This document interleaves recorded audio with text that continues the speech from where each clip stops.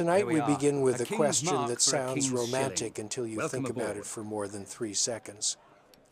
What if you could sail the high seas in the 1700s, when the world was still mysterious and adventure lurked beyond every horizon? Forget the romanticized paintings of noble sailors standing heroically at the bow, wind in their hair, discovering new lands. Forget Pirates of the Caribbean. Forget Master and Commander. Forget every single nautical fantasy Hollywood has ever sold you.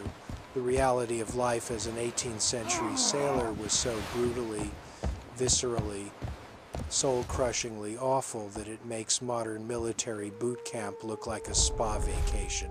Picture this. You're standing on a dock in London, Portsmouth, or Boston in 1703, and you've just made the worst decision of your life. Maybe you were drunk, maybe you were desperately poor, maybe you were running from the law, or maybe you were just stupid enough to believe the recruiter who promised you adventure and prize money. Whatever the reason, you've just signed your name or made your mark on a ship's articles, and in doing so, you've essentially agreed to spend the next 2 to 3 years in what can only be described as a floating wooden coffin filled with disease, violence, starvation, and the constant possibility of drowning in the cold, indifferent ocean. The ship looming before you isn't the majestic vessel you imagined. It's 150 feet of creaking, rotting wood that smells like a combination of sewage, spoiled meat, unwashed bodies, and despair. The sails are stained and patched, the deck is slippery with God knows what, and the crew members you can see look less like adventurers and more like corpses who haven't gotten the memo yet. Their faces are weathered beyond their years, their teeth are mostly gone, their bodies are covered in scars and sores, and their eyes have that 1,000-yard stare that comes from seeing too much death and suffering. Welcome aboard. Your new home for the foreseeable future is approximately 120 feet long and 30 feet wide, and you'll be sharing it with anywhere from 80 to 200 other men, depending on the size of the vessel. Let's ease into tonight's journey together, because what you're about to experience will fundamentally change how you think about maritime history, wooden ships, and the entire age of sail. The reality of 18th century naval and merchant life was so horrific that modern historians struggle to convey just how bad it was without sounding like they're exaggerating. They're not. If anything, most historical accounts sanitize the experience because the full truth is too disturbing for general audiences. You're about to discover why the British Royal Navy had to resort to press gangs, kidnapping drunk men from taverns and forcing them into service, because voluntary recruitment could never fill the crews needed to maintain the world's largest navy. You're going to learn why the average life expectancy of a sailor was so low that maritime insurance companies considered them barely worth covering. You're going to understand why scurvy, despite being completely preventable with basic nutritional knowledge, killed more sailors than combat, storms, and accidents combined. And you're going to realize that the romantic notion of life at sea was a fantasy invented by people who never had to live it, perpetuated by authors who wrote from the comfort of dry land, and believed by generations who never had to smell the reality. If you'd like more stories like this one, please subscribe so you don't miss any new uploads. I'd also love to hear from you. Let me know in the comments where you're listening from and what time of day you're tuning in.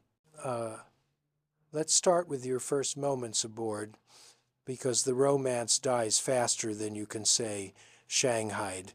You climb the gangplank with whatever possessions you could carry, which probably amounts to a small canvas bag containing a spare shirt if you're lucky, maybe a knife, and absolutely nothing else of value because you don't have anything else of value. The moment your feet touch the deck, you're assaulted by a smell so powerful, so overwhelming, so fundamentally wrong that your modern sensibilities simply cannot process it. Imagine taking every unpleasant odor you've ever encountered, concentrating it into a confined space, and then letting it ferment for months in tropical heat. Now multiply that by 10. The predominant smell is human waste, because the head or toilet facilities on an 18th century ship consist of a few boards with holes in them extending over the bow of the ship, where you do your business while hanging on for dear life as waves crash beneath you. There's no toilet paper, obviously, just whatever you can find, usually old rope fibers or your hand, which you then rinse in seawater. But here's the thing, in rough seas or at night, most sailors don't bother making the treacherous journey to the head. They use buckets, they use corners, they use wherever they happen to be standing when nature calls. The lower decks, where you'll be sleeping, are perpetually damp with a combination of seawater, urine, vomit, and other bodily fluids that have soaked into the wooden planks over years of use. This dampness never fully dries because there's no ventilation below decks, no sunlight, and no air circulation. The wood itself is rotting from the inside out, creating a spongy, diseased surface that harbors bacteria, fungus, and insects in quantities that would make a modern sanitation inspector weep. Add to this the smell of the bilge, the lowest part of the ship where all water, waste, and refuse eventually collects. The bilge is pumped out regularly, but never completely, and what remains is essentially a toxic soup of decomposition that emits fumes so foul that even hardened sailors avoid going down there unless absolutely necessary. Then there's the smell of the food stores, rotting vegetables, rancid salt, pork, weevil-infested hardtack biscuits, and cheese that's more mold than dairy. There's the smell of the animals kept aboard for food, chickens, pigs, sometimes goats, all of them living in their own filth, all of them adding their particular bouquet to the overall miasma. There's the smell of tar, used constantly to seal leaks and maintain the rigging, a sticky, acrid smell that gets into your clothes, your hair, your skin, and never comes out. There's the smell of gunpowder, stored in the magazine deep in the ship's hold, a sharp, sulfurous scent that mingles with everything else. And finally, there's the smell of unwashed human bodies, because you won't be bathing for the next several months, and neither will anyone else. Water is too precious to waste on hygiene, and even if it weren't, there's no privacy, no facilities, and no cultural expectation of cleanliness. You'll quickly develop your own distinctive aroma, a combination of sweat, salt, tar, and whatever you last ate, and you'll stop noticing it because everyone smells exactly the same. But right now, in this moment, your modern nose is experiencing olfactory shock, and you're fighting the urge to vomit, which would be unfortunate because you'll need to keep your strength up for what comes next. Your first job, before you even learn what your actual duties will be, is to find a place to sleep, and this is where you discover that the term quarters is laughably optimistic. On a merchant vessel or naval ship in 1700, the crew sleeps in hammocks strung so close together that you're literally touching the person on either side of you. There's approximately 14 inches of space between each hammock, which means when the ship rolls, you're constantly bumping into your neighbors, and there's absolutely zero privacy or personal space. These hammocks are slung between the deck beams, which are usually no more than 4.5 feet high, meaning you cannot stand upright in your sleeping area. You're perpetually hunched over, crouching, or crawling, which does wonders for your back over the course of a multi-year voyage.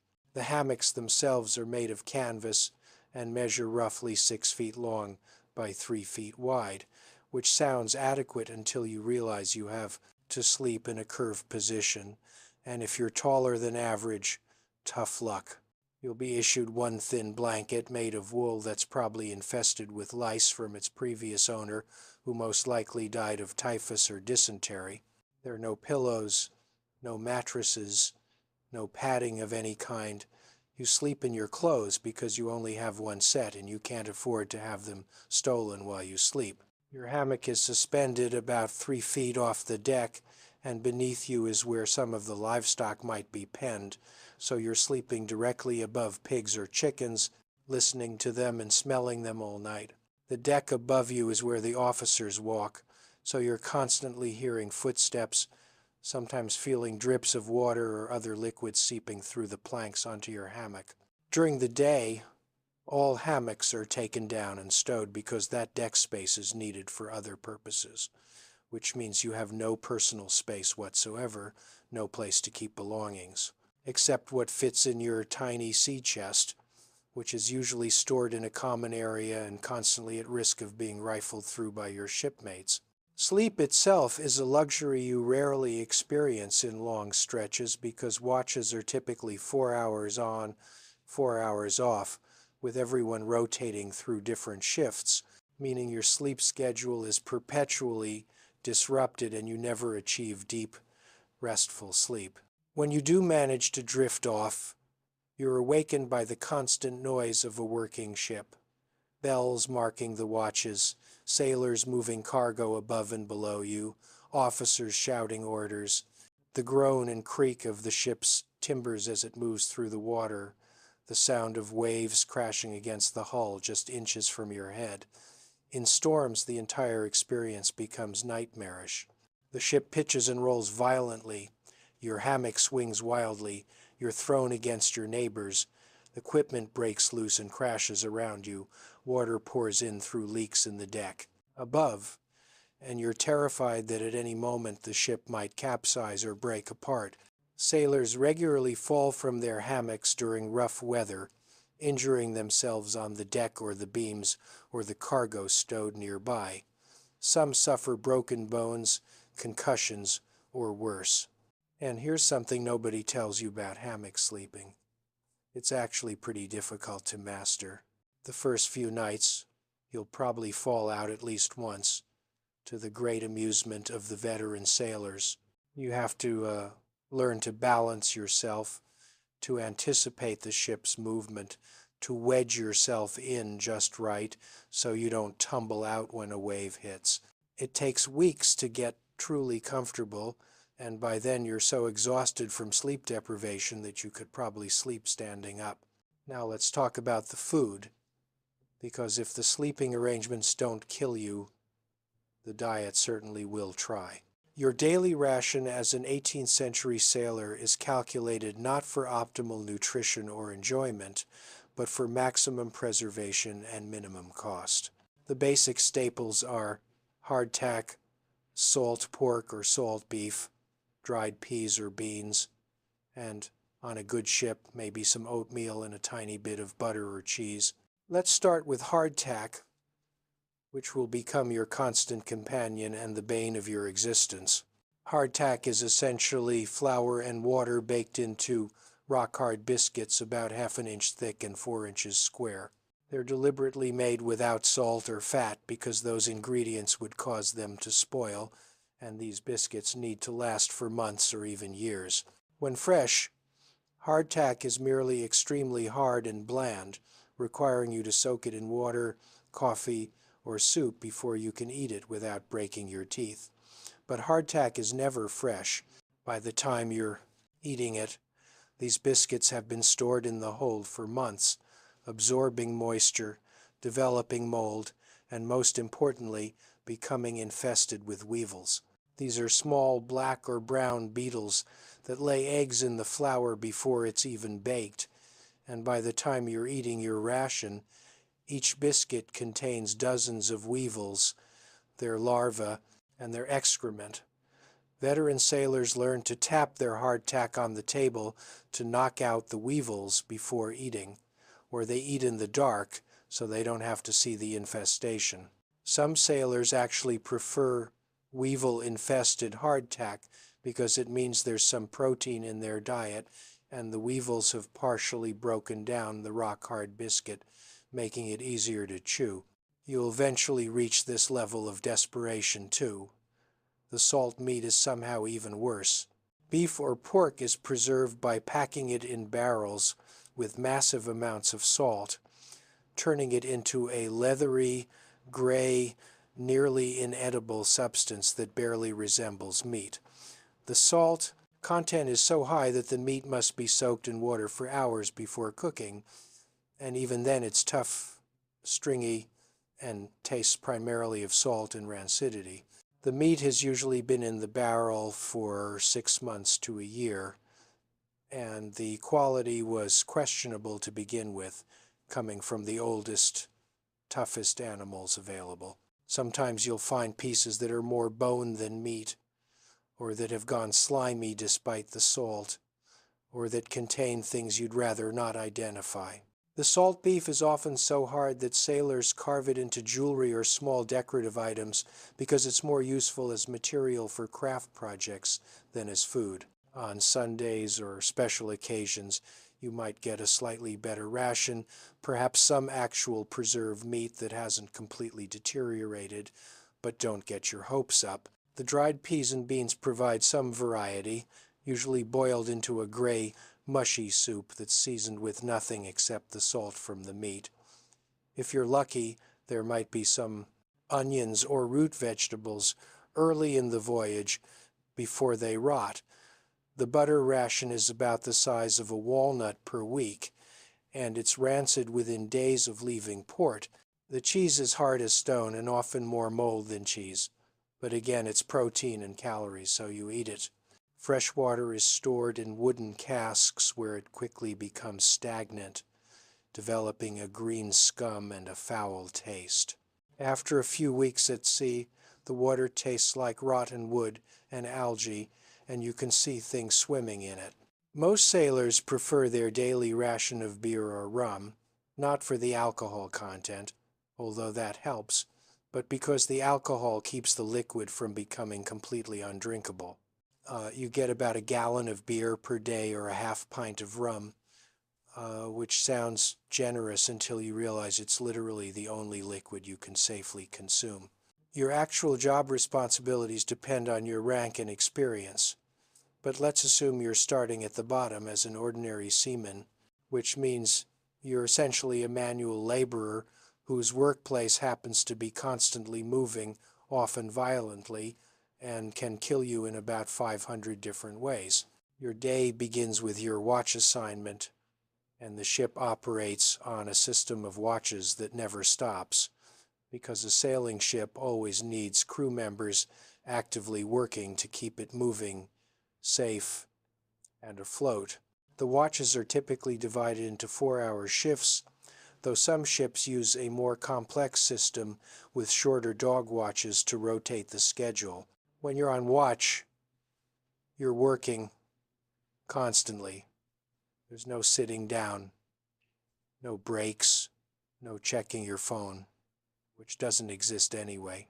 You're hauling ropes, adjusting sails, scrubbing decks, performing repairs, moving cargo, or standing lookout, depending on what the officers need at that moment.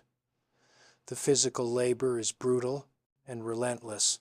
Hauling on the lines that control the sails requires strength you didn't know you had, because these aren't the light recreational sails you might imagine. These are massive pieces of canvas weighing hundreds of pounds when dry, thousands when wet, and they're controlled by thick, heavy ropes that run through wooden pulleys and blocks.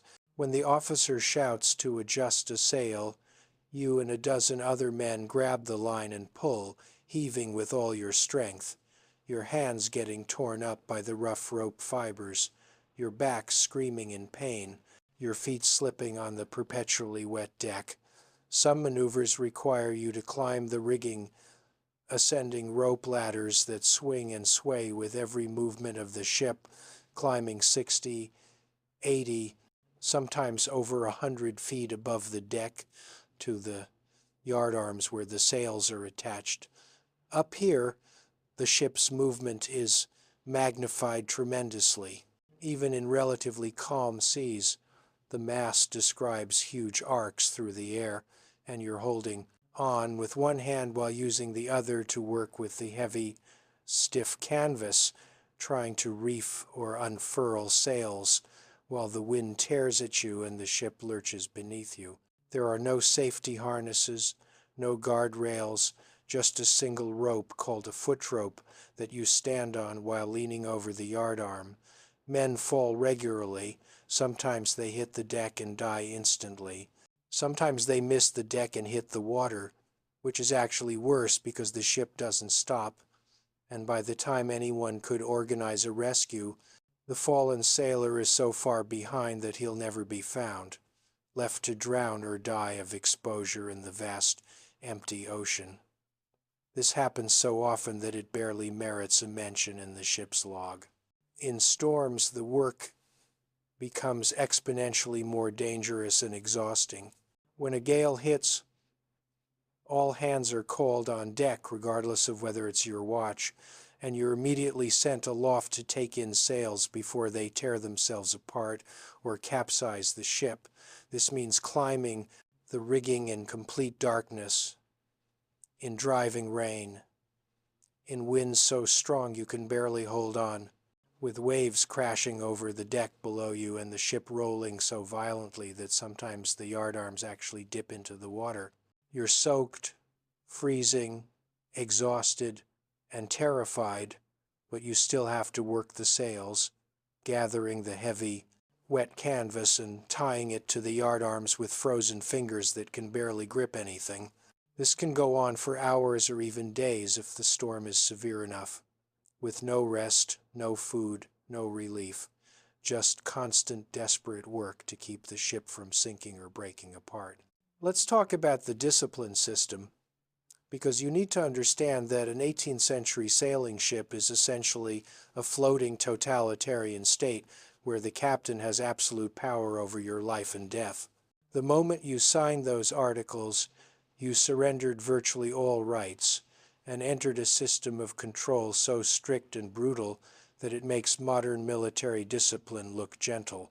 The captain is God, the law, judge, jury, and executioner all rolled into one. He can have you flogged, put in irons, confined in the hold, demoted, stripped of pay, or even hanged, and there's no appeal, no review, no higher authority to complain to until you return to port. If you return to port, the officers beneath him, the lieutenants, the master, the boatswain, they all wield tremendous power over you, and they're not hesitant to use it. The primary form of punishment is flogging, which is exactly as horrible as it sounds. For minor infractions like being slow to respond to orders, appearing drunk, or showing disrespect, you might receive a dozen lashes. For more serious offenses like fighting, theft, or sleeping on watch, you could receive 3 dozen or more. The process is public and ritualized. The entire crew is called on deck to witness the punishment because it's meant to serve as a deterrent. You're stripped to the waist and tied to a grating or the mast, your arms stretched above your head and lashed to the rigging so you can't move. The boatswain or boatswain's mate administers the punishment using a cat-o'-nine-tails, which is a whip made of 9 separate braided cords, each one designed to maximize pain and damage. The first few lashes merely hurt incredibly badly, but subsequent lashes begin to cut the skin, then tear it open, then rip through to the muscle. By the time a flogging of 3 dozen lashes is complete, your back is hamburger, literally shredded flesh hanging in strips, blood running down to your waist, and the pain is so intense that many men pass out, which doesn't stop the flogging. They just revive you and continue. The aftermath is somehow worse. There's no real medical treatment, just maybe some salt water thrown on the wounds, which is agonizing and does nothing to prevent infection. You're expected to return to work immediately or as soon as you regain consciousness, which means hauling ropes and climbing rigging with your shredded back rubbing against your shirt, the fabric sticking to the wounds, every movement absolute torture. Infections are almost guaranteed, and many flogging victims develop fevers, gangrene, or sepsis, and die days or weeks after the punishment. But flogging isn't the only punishment. For certain offenses, you might be put in irons, which means having your wrists and ankles shackled and being confined in the hold, usually in the area near the bilge, where conditions are at their absolute worst. You're chained in a space so low you can't stand, in near complete darkness, in the foul water and waste that collects there for days or weeks. You receive minimal food and water, you can't properly relieve yourself, and you're left to contemplate your offense while slowly going mad from the isolation and the conditions. Some captains employ creative punishments like keel hauling, though this is officially forbidden by most navies in the 1700s because it usually kills the victim. The process involves tying a rope around the sailor and dragging him under the ship from one side to the other. The hull is covered in sharp barnacles, and the victim either drowns, is shredded by the barnacles, or both. Running the gauntlet is another punishment where you're forced to walk between two lines of the crew while they beat you with rope ends. Mastheading involves being sent to the very top of the highest mast and staying there, exposed to the elements, for hours or days. For the most serious offenses like mutiny, murder, or desertion, the punishment is hanging, carried out immediately or at the next port, with the entire crew forced to watch as a warning. Now we need to address disease, because this is what will most likely kill you. Not storms, not combat, not accidents, but disease. An 18th century sailing ship is essentially a perfect incubator for every pathogen known to medicine and several that haven't been identified yet. The combination of poor nutrition, no hygiene, contaminated water, cramped quarters, and perpetual dampness creates conditions where disease doesn't just spread, it explodes through the crew with devastating efficiency. Let's start with scurvy, the sailor's plague, the disease that killed more mariners than all other causes combined.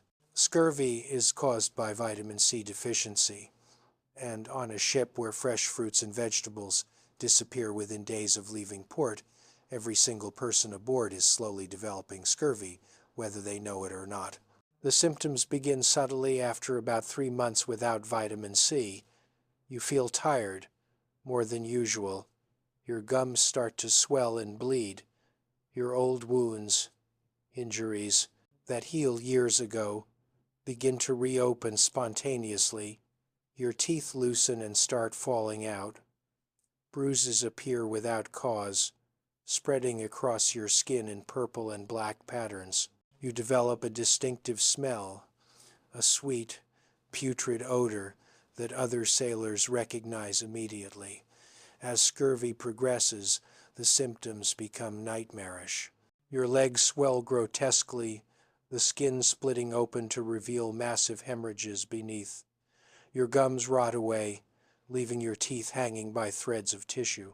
Subcutaneous bleeding creates huge, painful lumps under your skin. Old fractures break again.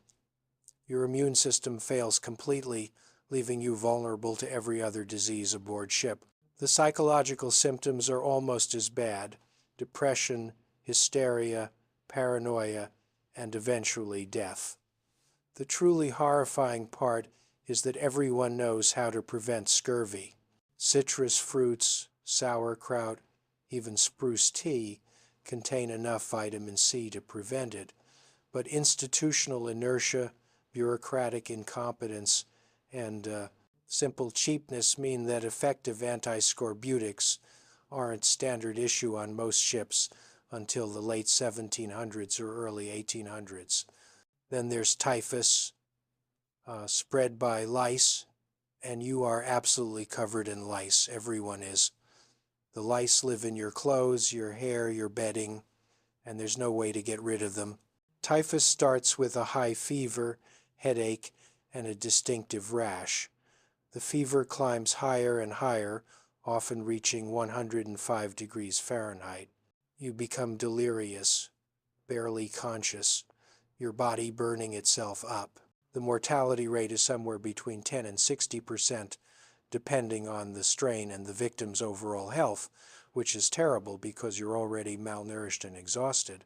Dysentery, often called the bloody flux, is another constant threat. It's caused by contaminated food and water, and on a ship where the water is stagnant and the food is crawling with bacteria, outbreaks are inevitable.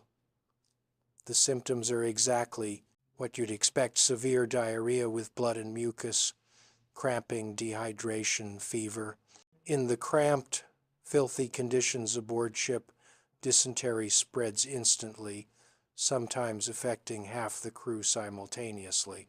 The dehydration alone can kill you, and even if you survive, you're left weak and vulnerable to other infections.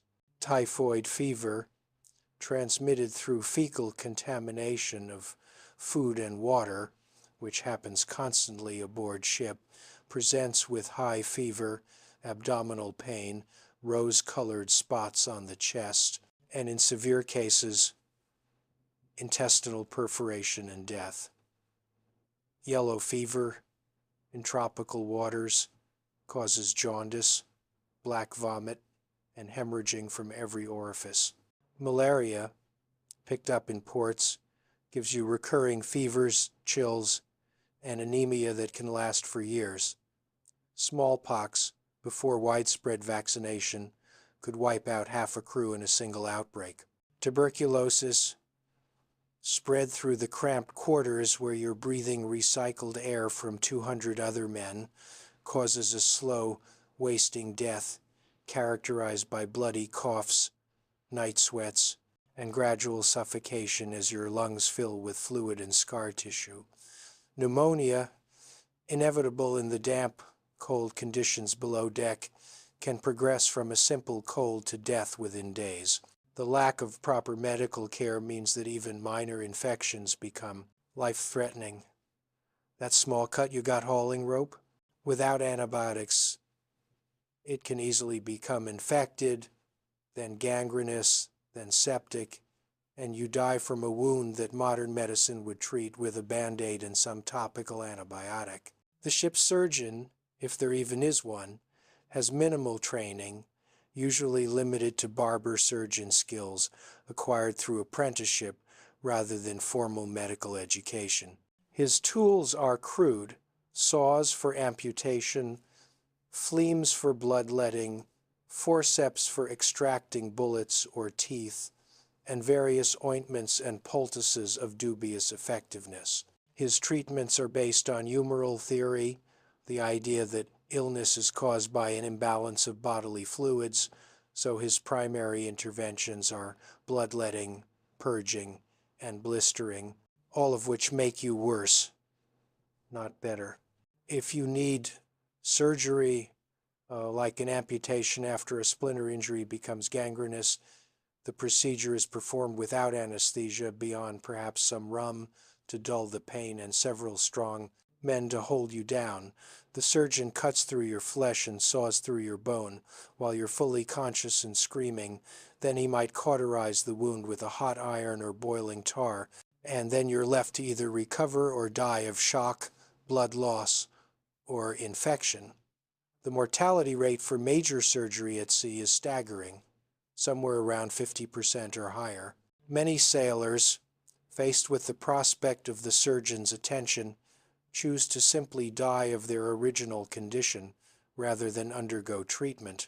The sick bay, if the ship even has a designated space for the ill, is usually a corner of the lower deck where hammocks are set aside for those too sick to work.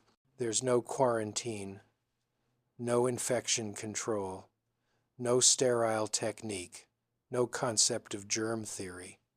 Sick men lie shoulder to shoulder with healthy men, spreading disease freely. The surgeon's instruments are used on multiple patients without cleaning or sterilization. Bandages are reused. The same bucket serves multiple purposes. Rats, which are present in enormous numbers aboard every ship, spread disease through their fleas, their bites, and their feces, which contaminate food stores and water supplies. The rats themselves sometimes die in the walls or cargo holds where their bodies decompose, adding to the general pestilence. Venereal diseases are rampant because every port has prostitutes and every sailor has about 2 hours of shore leave to spend with them before returning to the ship.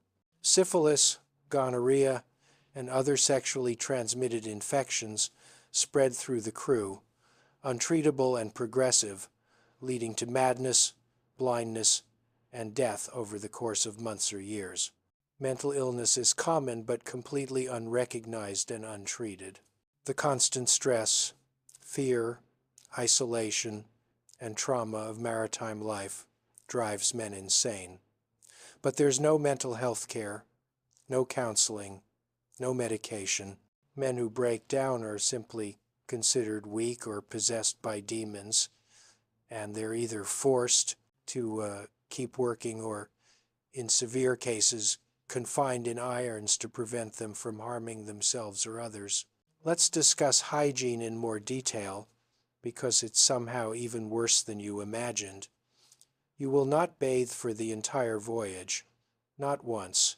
Water is too precious to waste on washing bodies, and even if water were available, there's no private space to bathe, no soap that works in salt water, and no cultural expectation that you should be clean. You wear the same clothes every day for months or years, and those clothes are not washed ever. Your shirt, trousers, and jacket gradually become stiff with accumulated sweat, salt, tar, blood, and various other substances you don't want to identify. The fabric itself begins to deteriorate from the constant moisture and wear, developing holes, rips, and a texture that's more crust than cloth. Your clothes become a second skin, a filthy, vermin-infested second skin that you cannot remove because you have no other clothes, and you'd freeze or face punishment for indecency. The lice in your clothes are your constant companions. You can feel them, moving, biting, laying eggs in the seams of your garments. You try picking them off, crushing them between your thumbnails, but for every one you kill, there are hundreds more. Some sailors develop a kind of acceptance, even affection, for their lice, naming them and treating the infestation as an inevitable part of life. Your hair, if you have any left, because many sailors shave their heads to reduce lice, is matted with salt, grease, and filth. Your beard, if you grow one, is similarly disgusting, filled with food particles, sea spray, and various residues from your work. Your teeth, which you never brush because toothbrushes and dental hygiene are not common practices, are rotting. The combination of scurvy, weakened gums, poor diet, and no oral care means that by the end of a long voyage, you've probably lost several teeth, and the remaining ones are loose, painful, and blackened with decay. Your breath is correspondingly atrocious, but everyone's is, so nobody notices. Your fingernails are broken, blackened, and often infected from the constant rough work. Your hands are covered in calluses, blisters, cuts, rope burns, and scars. The salt water keeps the wounds from healing properly, and they often develop into chronic sores that weep continuously. Your feet are probably in the worst condition of all. You wear crude shoes or go barefoot, and the constant dampness leads to trench foot, fungal infections, and frostbite in cold climates. Your toenails fall off, The skin between your toes cracks and bleeds. Walking is painful, but you have to keep working anyway. Personal hygiene practices that we consider basic don't exist. You don't wash your hands before eating, not that it would matter given what you're eating and where it's been. You don't wash after using the head, which is fine because there's nothing to wash with anyway. You don't change clothes, don't use deodorant which hasn't been invented, don't trim your nails unless they break off on their own. The concept of privacy for bodily functions is alien to shipboard life. When you need to defecate, you do it in full view of anyone who happens to be nearby because the head is exposed to the weather and the rest of the crew. When you need to urinate, you do it over the side of the ship or into a bucket, again with no privacy. The idea of dignity in these matters is a luxury that doesn't exist at sea.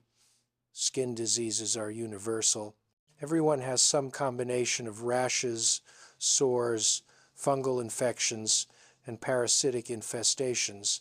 Scabies, caused by mites burrowing under your skin, is incredibly common and intensely itchy. Ringworm, a fungal infection, appears as circular rashes on your skin.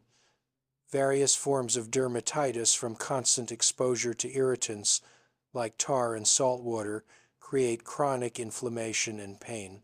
Finally, let's talk about the psychological toll of this existence, because the mental and emotional strain of life at sea in 1700 is something that never makes it into the romantic portrayals. You're trapped on a wooden vessel measuring roughly 120 feet by 30 feet with up to 200 other men, and you cannot leave. You can't go for a walk to clear your head. You can't take a day off. You can't call home or write a letter that will arrive anytime soon. You're completely isolated from everything and everyone you've ever known, floating on an empty ocean that stretches to the horizon in every direction, and this isolation continues for months or years. The monotony is soul-crushing. Every day is essentially identical to the one before. Same watch schedule, same duties, same food, same faces, same creaking sounds, same rolling motion. Nothing changes except the weather and your gradually worsening physical condition. This lack of stimulation and variety drives some men mad. They develop obsessions, fixations, paranoid delusions. They talk to themselves or to people who aren't there. They stare at the horizon for hours, catatonic. The fear is constant and multi-layered. There's the immediate rational fear of the ocean itself, the knowledge that you're surrounded by water that would kill you in minutes if you fell in, separated from death by just a few inches of wooden planking that could split apart at any moment. There's the fear of storms, which are terrifying beyond description when you're experiencing them from a small wooden ship. The waves are the size of buildings. The wind tears at the rigging with the force of a freight train. The ship climbs enormous swells and then drops into troughs so deep that you can't see the sky, just walls of water on all sides. And everyone knows that ships disappear in storms, simply vanish without a trace, 200 men gone in an instant. There's the fear of combat if you're on a naval vessel or in waters where pirates operate. Naval battles in this era are absolute carnage, with ships pulling alongside each other and blasting away with cannons at point-blank range, sending splinters the size of swords flying through the air, cutting men in half, embedding in flesh, causing hideous wounds. Cannonballs don't just kill the people they hit, they tear through multiple men, turning bodies into pulp, splattering blood and body parts across the deck. The noise alone is traumatizing. A continuous roar of gunfire, screaming, the crash of falling rigging, the splintering of wood. Pirates, if you encounter them, might kill the crew, might torture you for information about cargo and valuables, might keep you as a slave, or might simply sink the ship and leave everyone to drown. There's the fear of disease. watching your shipmates develop symptoms and knowing you're probably next, watching them deteriorate, watching them die, and knowing that any day now your gums will start bleeding or your fever will spike or you'll begin coughing blood. The dead are usually buried at sea with minimal ceremony, weighted down and thrown overboard, because keeping bodies aboard is impractical and demoralizing. But this means you watch your friends and colleagues disappear into the ocean, food for the sharks that always follow ships. And you know you'll probably end the same way, unmourned, forgotten, gone. The social dynamics aboard ship create their own psychological stress.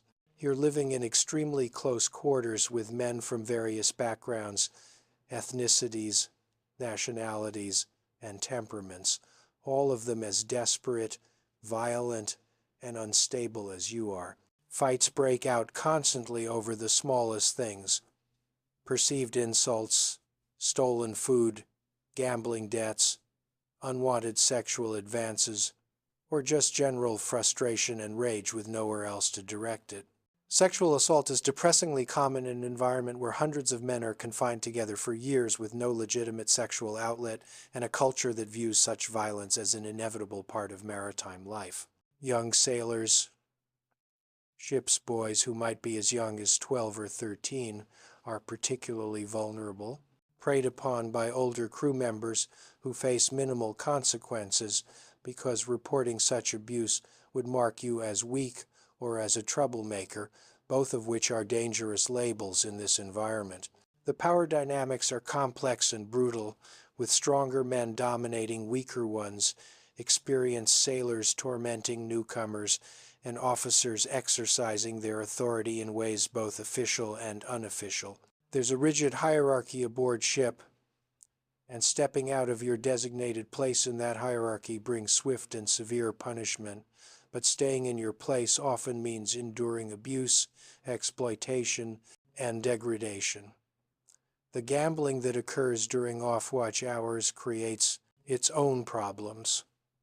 Men gamble away their pay, their possessions, even their clothes, leaving them destitute and vulnerable. Gambling debts lead to violence, theft, and occasionally murder when a debtor can't or won't pay. The alcohol ration, meant to keep the water drinkable and provide some comfort, also fuels aggression and poor decision-making. Drunk sailors make mistakes that get themselves or others killed, and there's no shortage of alcohol-related accidents and altercations. Some men hoard their daily rations to get drunk all at once, which leads to spectacular disciplinary incidents.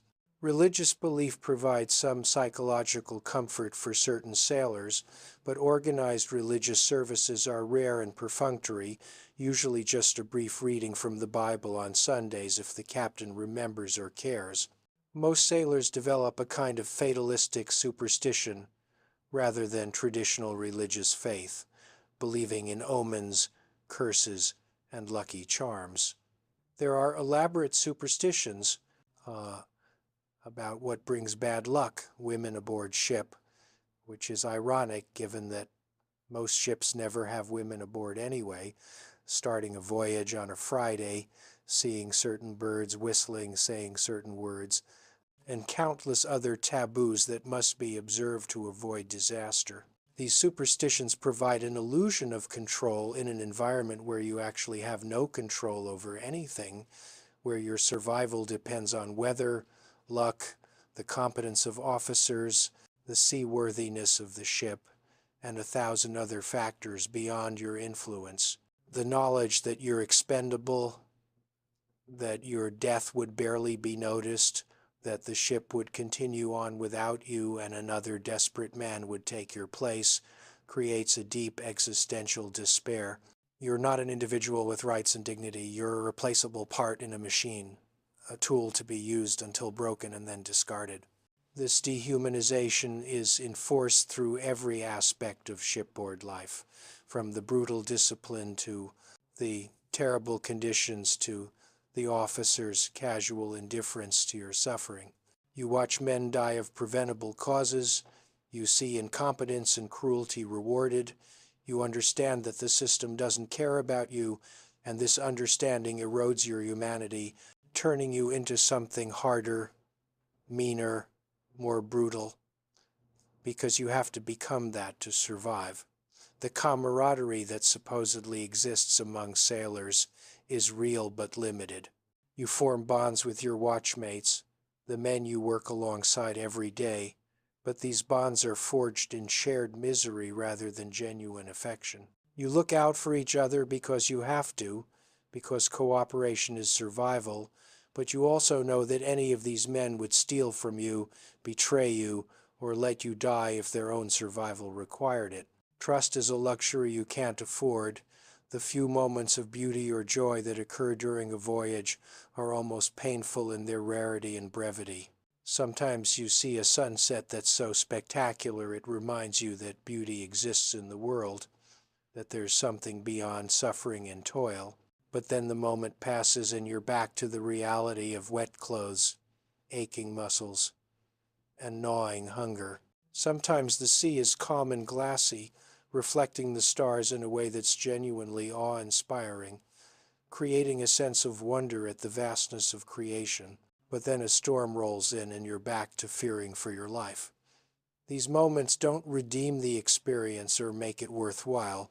They just make it more psychologically complex, harder to process, because you're experiencing both transcendent beauty and grinding horror simultaneously, and the human mind isn't really equipped to hold both of those truths at once. The sexual frustration alone drives men to desperation and madness. Months or years without any sexual contact, combined with the stress and testosterone of a ship full of young men doing physical labor, creates an atmosphere of barely suppressed sexual tension and aggression. Some men resort to masturbation, usually with zero privacy, which becomes another source of shame and mockery. Some form romantic or sexual relationships with each other, which is officially forbidden and punishable by death in the Navy, though in practice it's often ignored unless it interferes with discipline or becomes too obvious.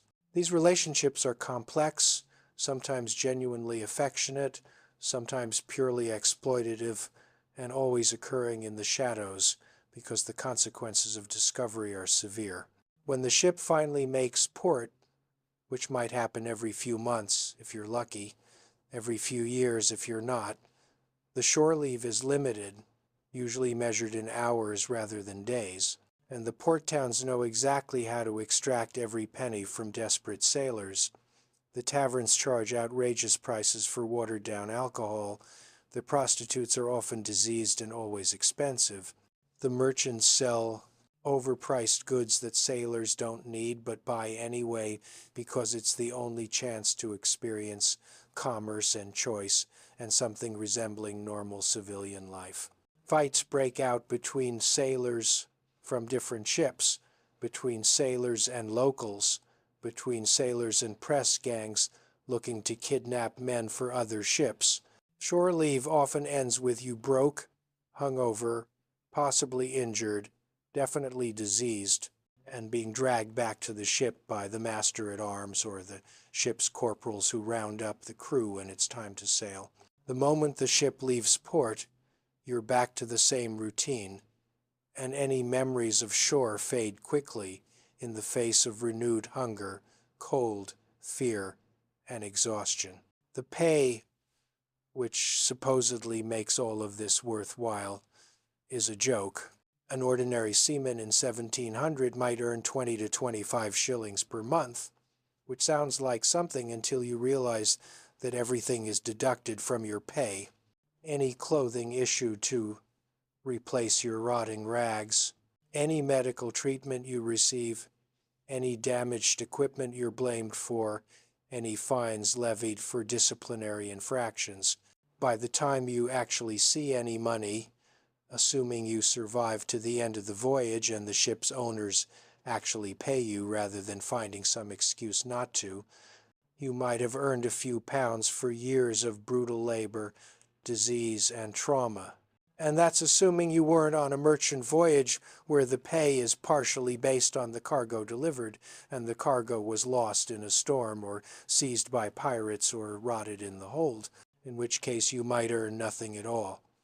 Prize money from captured enemy vessels or pirated ships can be substantial, but it's divided according to a strict formula where the captain receives the largest share, officers receive smaller but still significant shares, and ordinary seamen receive a tiny fraction that must be divided among dozens or hundreds of men. Most prize money goes to the officers and investors, leaving ordinary sailors with barely enough to pay off the debts they accumulated during the voyage, buying overpriced goods from the ship's stores, or owing money to other crew members. The promise of adventure and seeing the world is similarly illusory. You do see different places technically, but your experience of them is limited to whatever dock or port you visit during your brief shore leave, and most ports look exactly the same: warehouses, taverns, brothels, and sailors from a dozen different nations all getting drunk and fighting. You don't have time or money for tourism. You don't see ancient ruins or exotic cultures or natural wonders. You see the waterfront district, which is universally squalid, dangerous, and designed to separate you from whatever money you have as quickly as possible. The actual sailing, the part that's supposed to be romantic and exciting, is 99% tedious, uncomfortable, and exhausting, punctuated by brief moments of absolute terror when storms hit or combat occurs. There's no thrill of discovery, no sense of adventure, just endless work and the constant awareness that you're in danger every single moment. Navigation in this era is improving but still primitive, relying on dead reckoning, celestial navigation when the weather permits, and the skill or luck of the navigator. Ships regularly get lost, miss their destinations by hundreds of miles, run aground on reefs or rocks that weren't charted, or sail into ice fields in polar regions. The officers have maps and charts, but these are often inaccurate, outdated, or simply wrong, based on the observations of previous navigators who might have been drunk, incompetent, or lying about where they actually were. As an ordinary seaman, you have no idea where you are or where you're going. You might think you're heading for the Caribbean and end up off the coast of Africa. You might believe the voyage will take 3 months and find yourself still at sea after 2 years. There's no GPS, no reliable communication, no way to call for help if something goes wrong. If the ship encounters a problem far from land, you're entirely dependent on the resources aboard, the skill of the crew, and luck. Shipwrecks are common enough that there are thousands of vessels sitting on the ocean floor, each one representing hundreds of lives lost.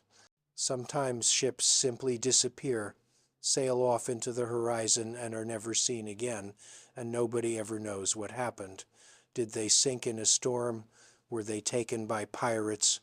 Did the crew mutiny and sail to some remote location? Did they encounter some unknown hazard?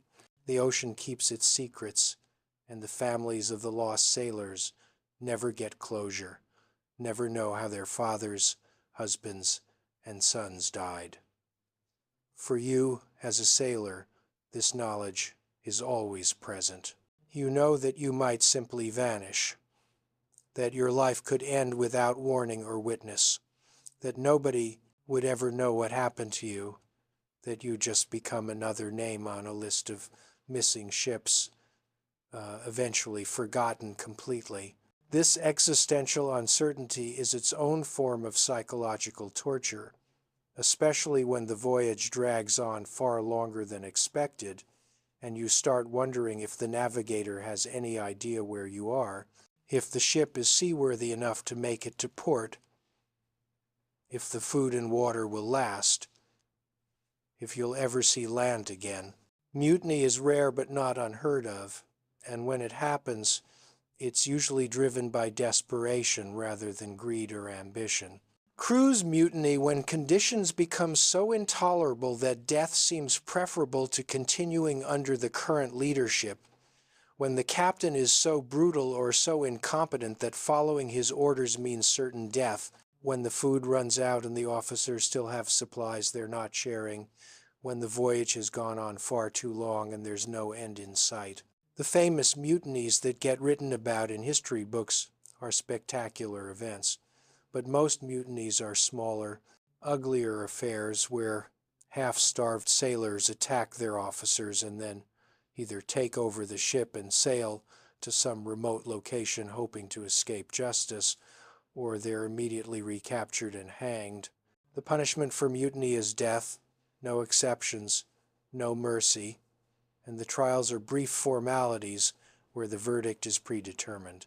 The executions are carried out publicly, with the condemned men hanged from the yardarm while the entire fleet watches, their bodies left dangling for days as a warning, sometimes hung in chains at the harbor entrance where every ship, entering or leaving, can see what happens to mutineers. This brutal display of power is meant to terrify sailors into obedience, and it largely works because most men endure incredible suffering rather than risk the noose.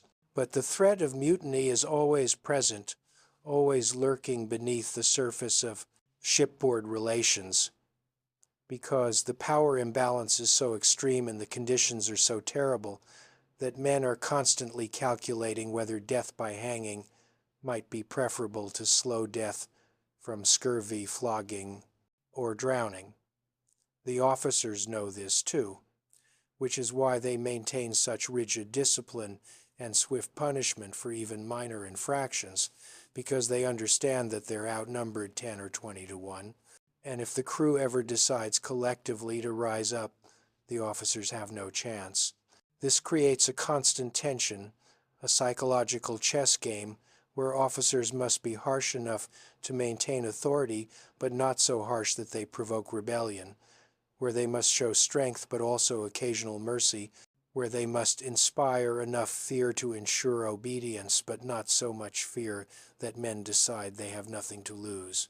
Some captains manage this balance well, earning a grudging respect from their crews despite the awful conditions, but many captains fail, becoming either tyrants who rule through terror alone or weak leaders who lose control of their crews entirely. The difference between a good captain and a bad one is not comfort or kindness, because even the best captain still runs a floating hell. It's whether the men believe the captain's decisions will keep the ship afloat and give them a chance of survival. Competent navigation, good tactical decisions in combat, fair distribution of rations, and punishment that seems proportional to offenses rather than arbitrary or sadistic. These things can make a captain respected even when conditions are awful. Incompetence, cowardice, corruption, and excessive cruelty make a captain hated and create the conditions for mutiny. As an ordinary seaman, you quickly learn to read the political dynamics aboard ship, to understand the balance of power, to know which officers are respected and which are feared and which are despised, to see the warning signs that trouble is brewing. You learn to stay out of political conflicts, to not take sides, to keep your head down and your mouth shut, because getting involved in officer politics as an ordinary seaman usually ends badly for you regardless of which side prevails. The concept of human rights simply doesn't exist in this environment. You have no rights except those the captain chooses to grant you, and he can revoke those at any time for any reason. You can't quit, you can't complain to a higher authority, you can't sue for better conditions or back pay. You signed the articles, you're legally bound to serve until the end of the voyage, and desertion is punishable by hanging if you're caught. Some sailors do try to desert, jumping ship in port and trying to disappear into the local population or sign on to another ship under a false name, but the risks are enormous.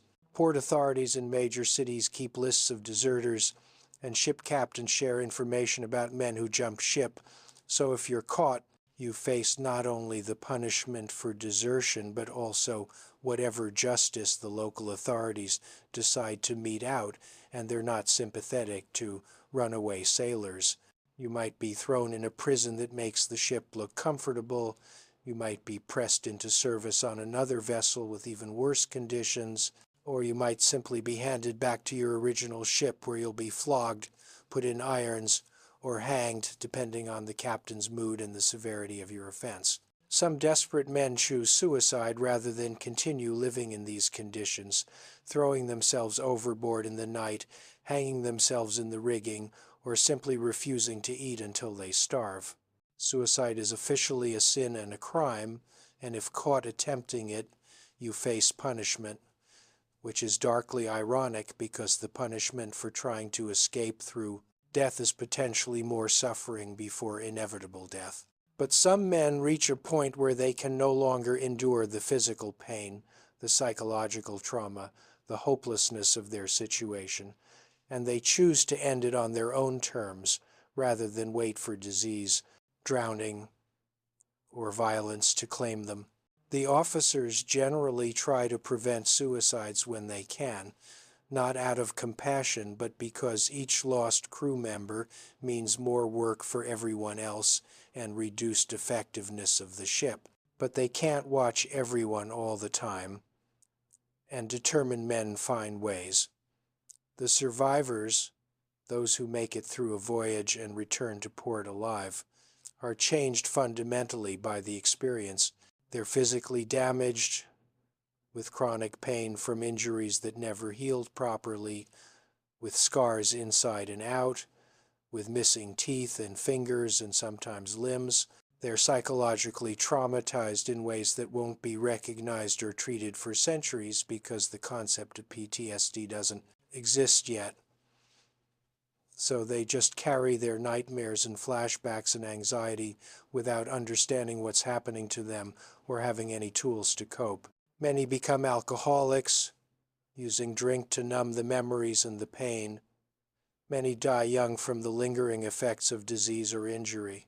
Many never go to sea again, finding whatever work they can on land, even if it pays less, because nothing could be bad enough to make them voluntarily return to a ship. But some men, through desperation or damaged psychology or lack of other options, do go back to sea, signing articles for another voyage because they have no other way to survive, and the cycle begins again. There are men who spend their entire adult lives at sea, voyage after voyage, never able to escape the pattern, growing older and more damaged with each trip, until finally one voyage they don't come back, claimed by disease or storm or combat or simple exhaustion. This is the reality of maritime life in 1700, and it continues with only minor improvements for another century or more. The romantic image of sailors as adventurous, free-spirited rogues is a complete fabrication, a story told by people who never experienced the reality, believed by people who want to see adventure and heroism in what was actually a horrific system of exploitation and suffering.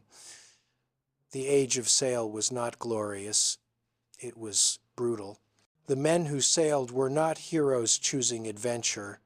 They were desperate, trapped, coerced, or kidnapped, and their lives were nasty, brutish, and usually quite short.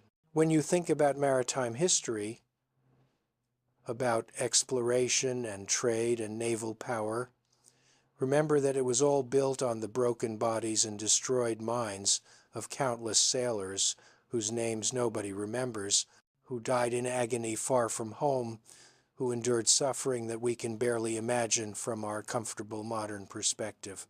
The social systems that created and maintained this maritime hell were complex and served multiple purposes that had nothing to do with the welfare of the sailors themselves. For the British Royal Navy, which was the largest employer of sailors in this era, the primary goal was maintaining naval supremacy to protect trade routes, project power, and fight wars, and sailors were simply the fuel that powered this machine. The Navy needed tens of thousands of men to crew hundreds of ships, and voluntary recruitment could never provide those numbers. So they resorted to impressment, the legal kidnapping of able-bodied men to fill crews. Press gangs, operating with official authority, would sweep through port towns, taverns, and even private homes, seizing men and forcing them into naval service for years at a time. Being impressed was not technically slavery. You would eventually be paid and theoretically released at the end of your service, but in practice it was slavery in all but name, because you had no choice, no rights, and faced death if you tried to escape. The press gangs preferred experienced sailors, but they'd take anyone who looked physically capable, and many impressed men had no maritime experience at all, thrown into the brutal world of an 18th-century warship with no training, no preparation, and no idea what they were getting into. These men died at even higher rates than experienced sailors because they didn't know the ship, didn't know the work, didn't know how to survive in this environment, and their deaths were considered acceptable losses in the pursuit of naval power. Merchant shipping was slightly different, relying more on voluntary recruitment but often using similarly coercive methods to fill crews.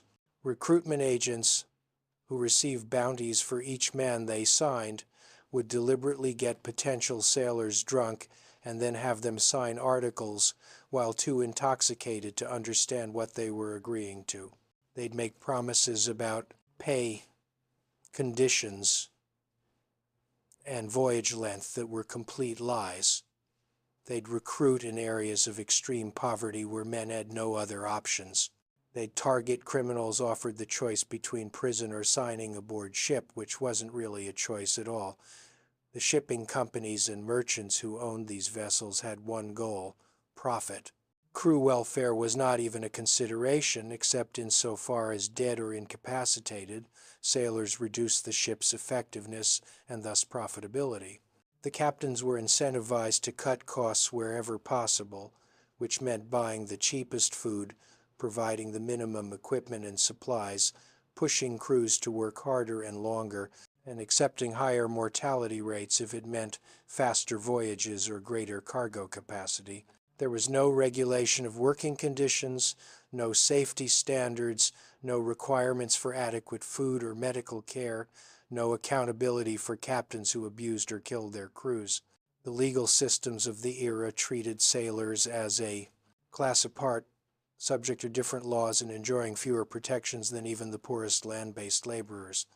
Maritime law was a separate system that favored ship owners and officers over ordinary seamen in every dispute, making it nearly impossible for sailors to seek legal redress for abuses, unpaid wages, or dangerous conditions.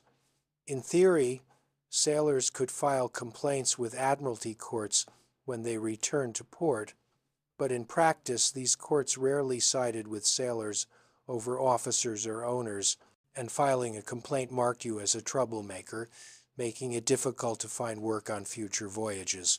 The economic systems that depended on maritime trade created incentives for this exploitation and suffering to continue and even intensify.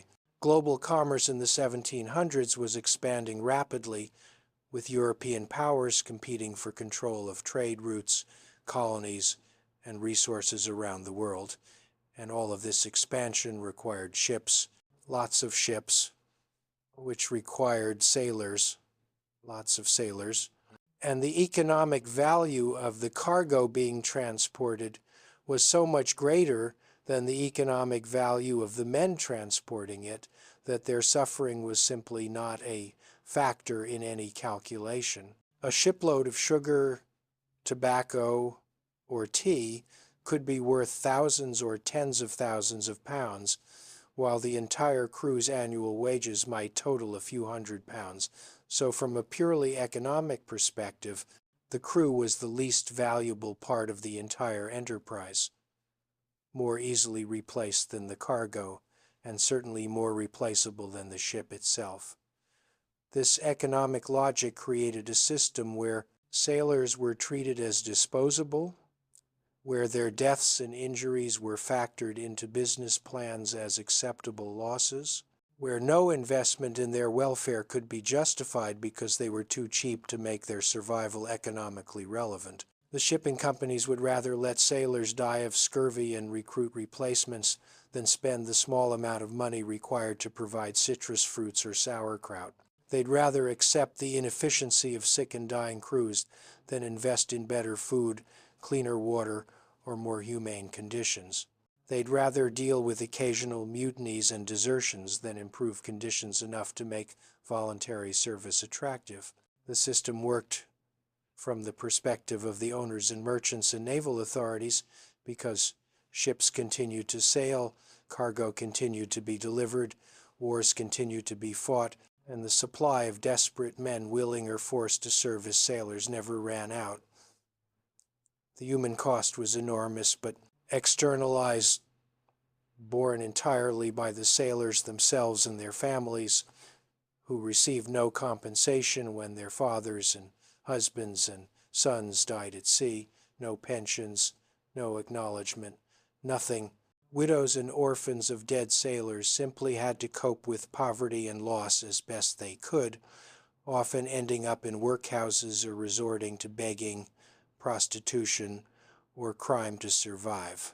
The society that benefited from maritime trade, that consumed the goods transported by these ships, that enjoyed the wealth and power created by naval supremacy, had no idea what the real cost was and wouldn't have cared if they did know, because sailors were from the lowest classes of society, people who didn't matter, whose suffering was invisible and irrelevant to the people benefiting from their labor.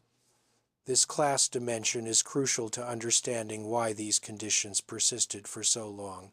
The men who became sailors were overwhelmingly from the poorest segments of society, agricultural laborers, displaced by enclosure, unemployed urban workers, orphans, criminals, debtors, and other desperate people with no other options.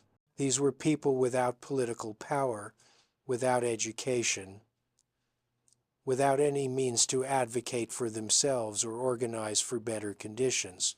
The rare attempts to organize sailor unions or mutual aid societies in this era were crushed by authorities who saw any collective action by the lower classes as a threat to the social order. The division between officers and crew was not just a matter of rank but of class. Officers were almost always from middle or upper class backgrounds, educated, socially connected, seeing their naval careers as paths to advancement and respectability. Crew members were from the lower classes, uneducated, socially despised, with no possibility of advancement beyond maybe becoming a bosun or master if they survived long enough and proved themselves exceptionally competent. This class divide meant that officers had almost zero empathy for the crew's suffering because they literally saw them as different types of beings, inferior in every way, whose pain and death were simply not important. An officer might feel more sympathy for a favorite horse or dog than for the sailors under his command because the sailors were not really human in the officer's worldview. They were resources, tools, objects to be used. This dehumanization was necessary for the system to function because if officers saw crew members as fully human, with the same capacity for suffering and the same right to dignity as themselves, the entire system would become psychologically untenable. You can't order men into conditions that will kill them, you can't flog them until their backs are shredded, you can't watch them die of preventable diseases while you eat relatively decent food in your private cabin, unless you've convinced yourself that these men are somehow lesser, that their suffering doesn't matter, that their deaths are inevitable and acceptable. The racism embedded in maritime culture added another layer of horror for sailors of color who served on these ships. Black sailors, both freemen and escaped slaves, served on merchant and naval vessels throughout this era, often because maritime life offered one of the few employment options available to them in deeply racist societies, and they experienced all the same horrors as white sailors, plus additional discrimination, abuse, and danger. They were often paid less for the same work, assigned the worst duties, subjected to racial violence from other crew members, with minimal protection from officers, and at constant risk of being sold back into slavery if the ship visited a port where slavery was legal. Indigenous sailors from colonized regions faced similar discrimination and danger. Asian sailors, particularly those pressed into service in Asian waters, experienced brutal racism and exploitation. The maritime world was viciously racist even by the standards of an already racist era, and sailors of color bore not only the universal suffering of maritime life, but additional layers of dehumanization and violence based on their race. Women, who rarely served aboard ships in official capacities, sometimes disguised themselves as men to find work or adventure at sea, and when discovered, faced harassment, assault, or being put ashore at the next port. The few women who were officially aboard ships, usually officers' wives or prostitutes, brought aboard for the crew, occupied an incredibly precarious position in an environment where women were seen as either property or bad luck, and they had even fewer protections than male crew members. The indigenous peoples encountered during voyages of exploration or trade often fared even worse than the sailors, treated as curiosities, savages, or resources to be exploited, kidnapped, enslaved, killed, or infected with diseases that would devastate their populations. The ships that brought such suffering to their own crews also brought colonization, disease, and violence to people around the world, and the sailors were often the instruments of this violence, forced to participate in actions that many of them found morally abhorrent but couldn't refuse without facing punishment or death. Looting coastal villages, burning settlements, killing or enslaving local populations, all of this was part of maritime commerce and exploration, and ordinary sailors who might have been decent people in other circumstances found themselves committing atrocities because orders were orders and disobedience meant the lash or the noose. The psychological damage from participating in or witnessing these atrocities added another layer of trauma to the already overwhelming trauma of maritime life itself. Some sailors became brutalized by the experience, losing any sense of morality or empathy, turning into the kind of hard, cruel men who perpetuated the cycle of violence. Others were destroyed by guilt and horror, developing mental health problems that would never be recognized or treated, carrying the weight of what they'd done or seen for the rest of their lives. The few reforms that eventually came to maritime life, slowly and inadequately over the course of the late 18th and 19th centuries, were not driven by compassion or a recognition of sailors' human rights, but by economic and military necessity. Navies began to realize that healthier crews were more effective in combat, that preventing scurvy and other diseases improved operational capacity, that better conditions reduced desertion and mutiny, and these practical considerations, not humanitarian concerns, led to incremental improvements, like the introduction of citrus rations, slightly better food storage, occasional medical inspections, and reforms to the most extreme forms of corporal punishment. But these changes came slowly, were implemented inconsistently, and didn't fundamentally alter the brutal nature of maritime life. Even in the mid-1800s, conditions aboard many merchant vessels remained almost as bad as they had been a century earlier, and sailors continued to suffer and die at rates that would be considered criminal by modern standards. The transition from sail to steam power in the 19th century changed some aspects of maritime life, but created new dangers and hardships, with engine room crews facing different but equally lethal conditions in the intense heat and toxic fumes of early steamships. The romanticization of the age of sail happened long after the era ended, created by writers and artists who had never experienced it, based on the accounts of officers and passengers rather than ordinary sailors, focusing on the exotic locations and dramatic events, while carefully omitting the disease, the filth, the violence, the suffering that defined the actual experience for the majority of men aboard these ships. The sea shanties that we now think of as charming folk music were often songs about suffering, death, and despair, sung by men to coordinate their labor and cope with unbearable conditions, and the fact that we've turned them into entertainment divorced from their context is another form of historical erasure.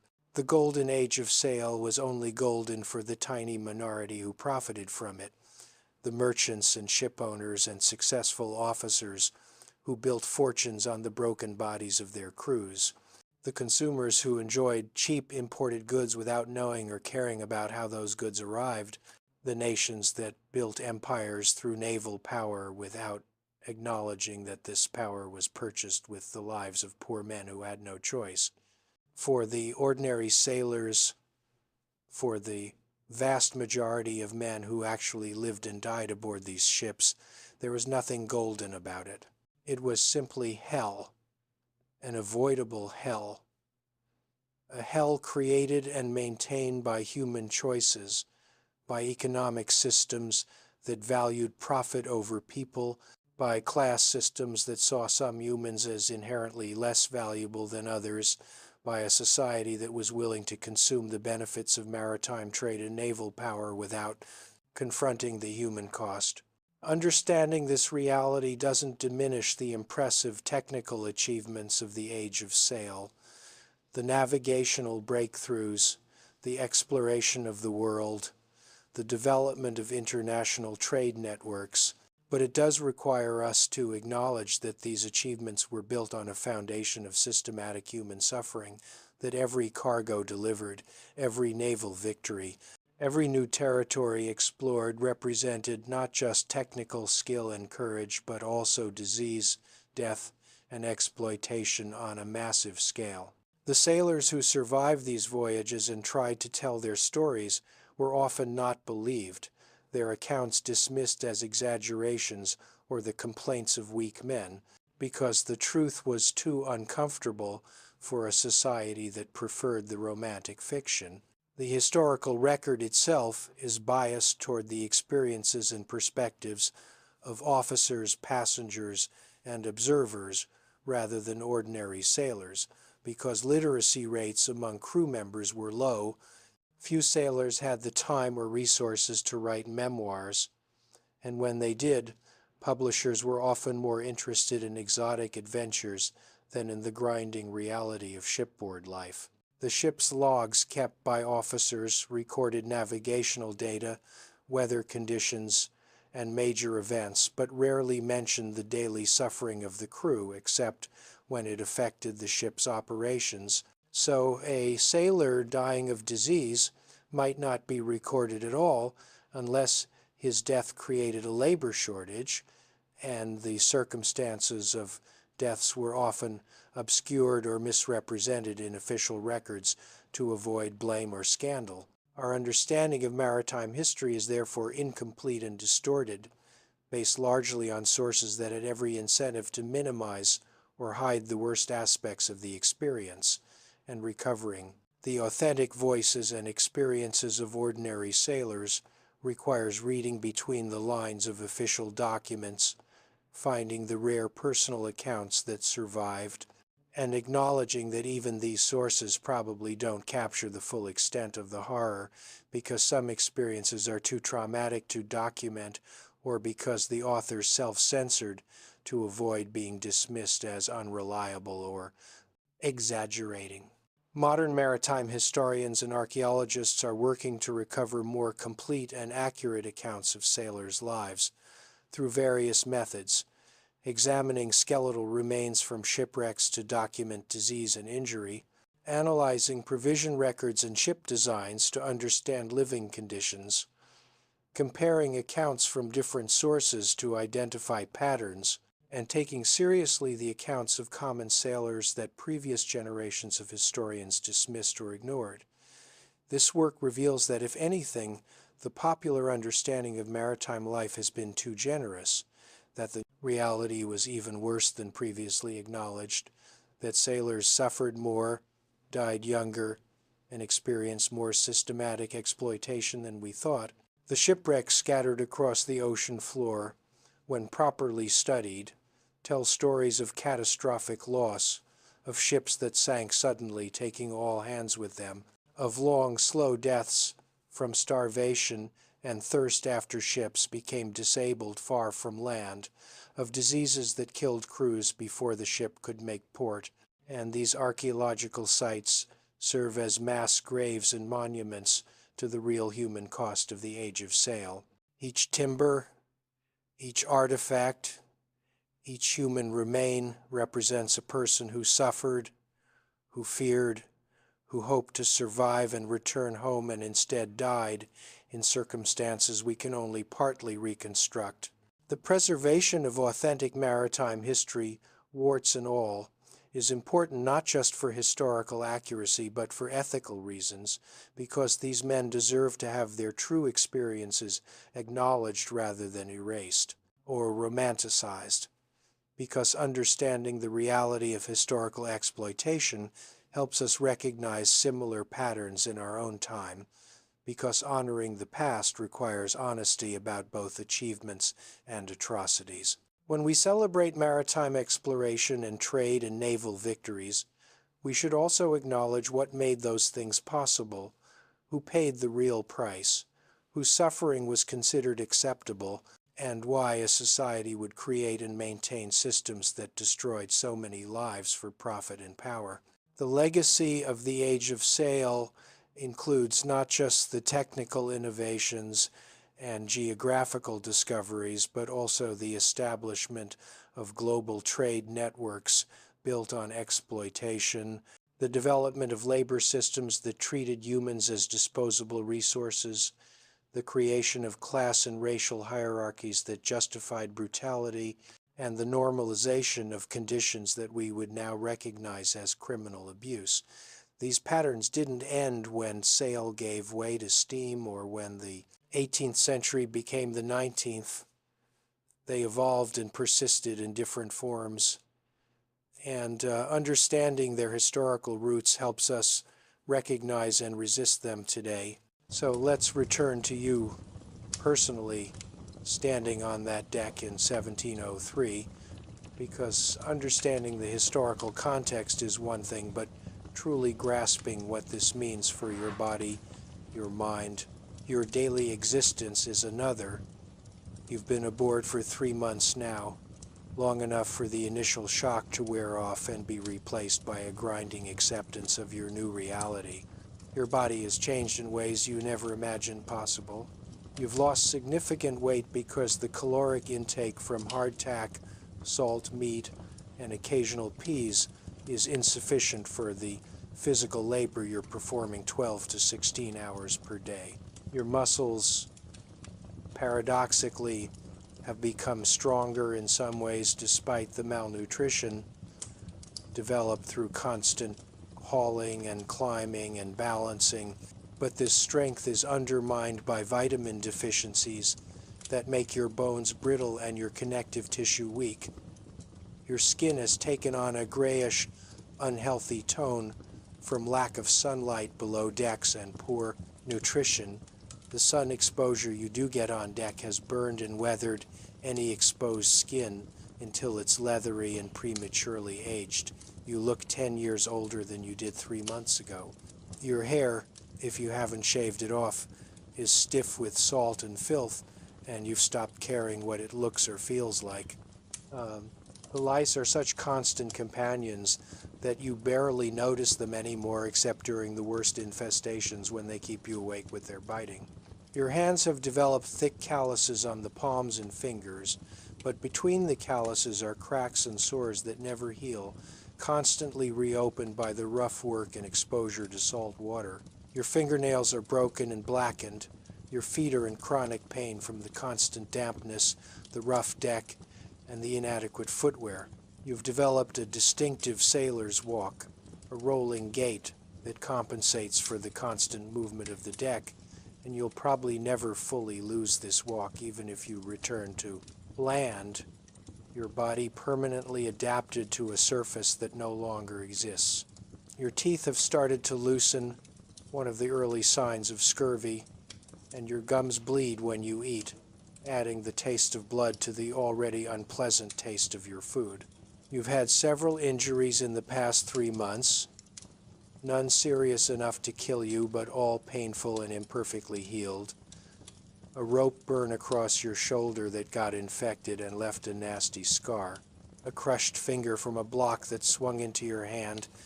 A gash on your forehead from hitting a low beam in the dark. And countless minor cuts, bruises, and scrapes that you don't even remember acquiring. The chronic pain is something you've learned to ignore because there's no choice.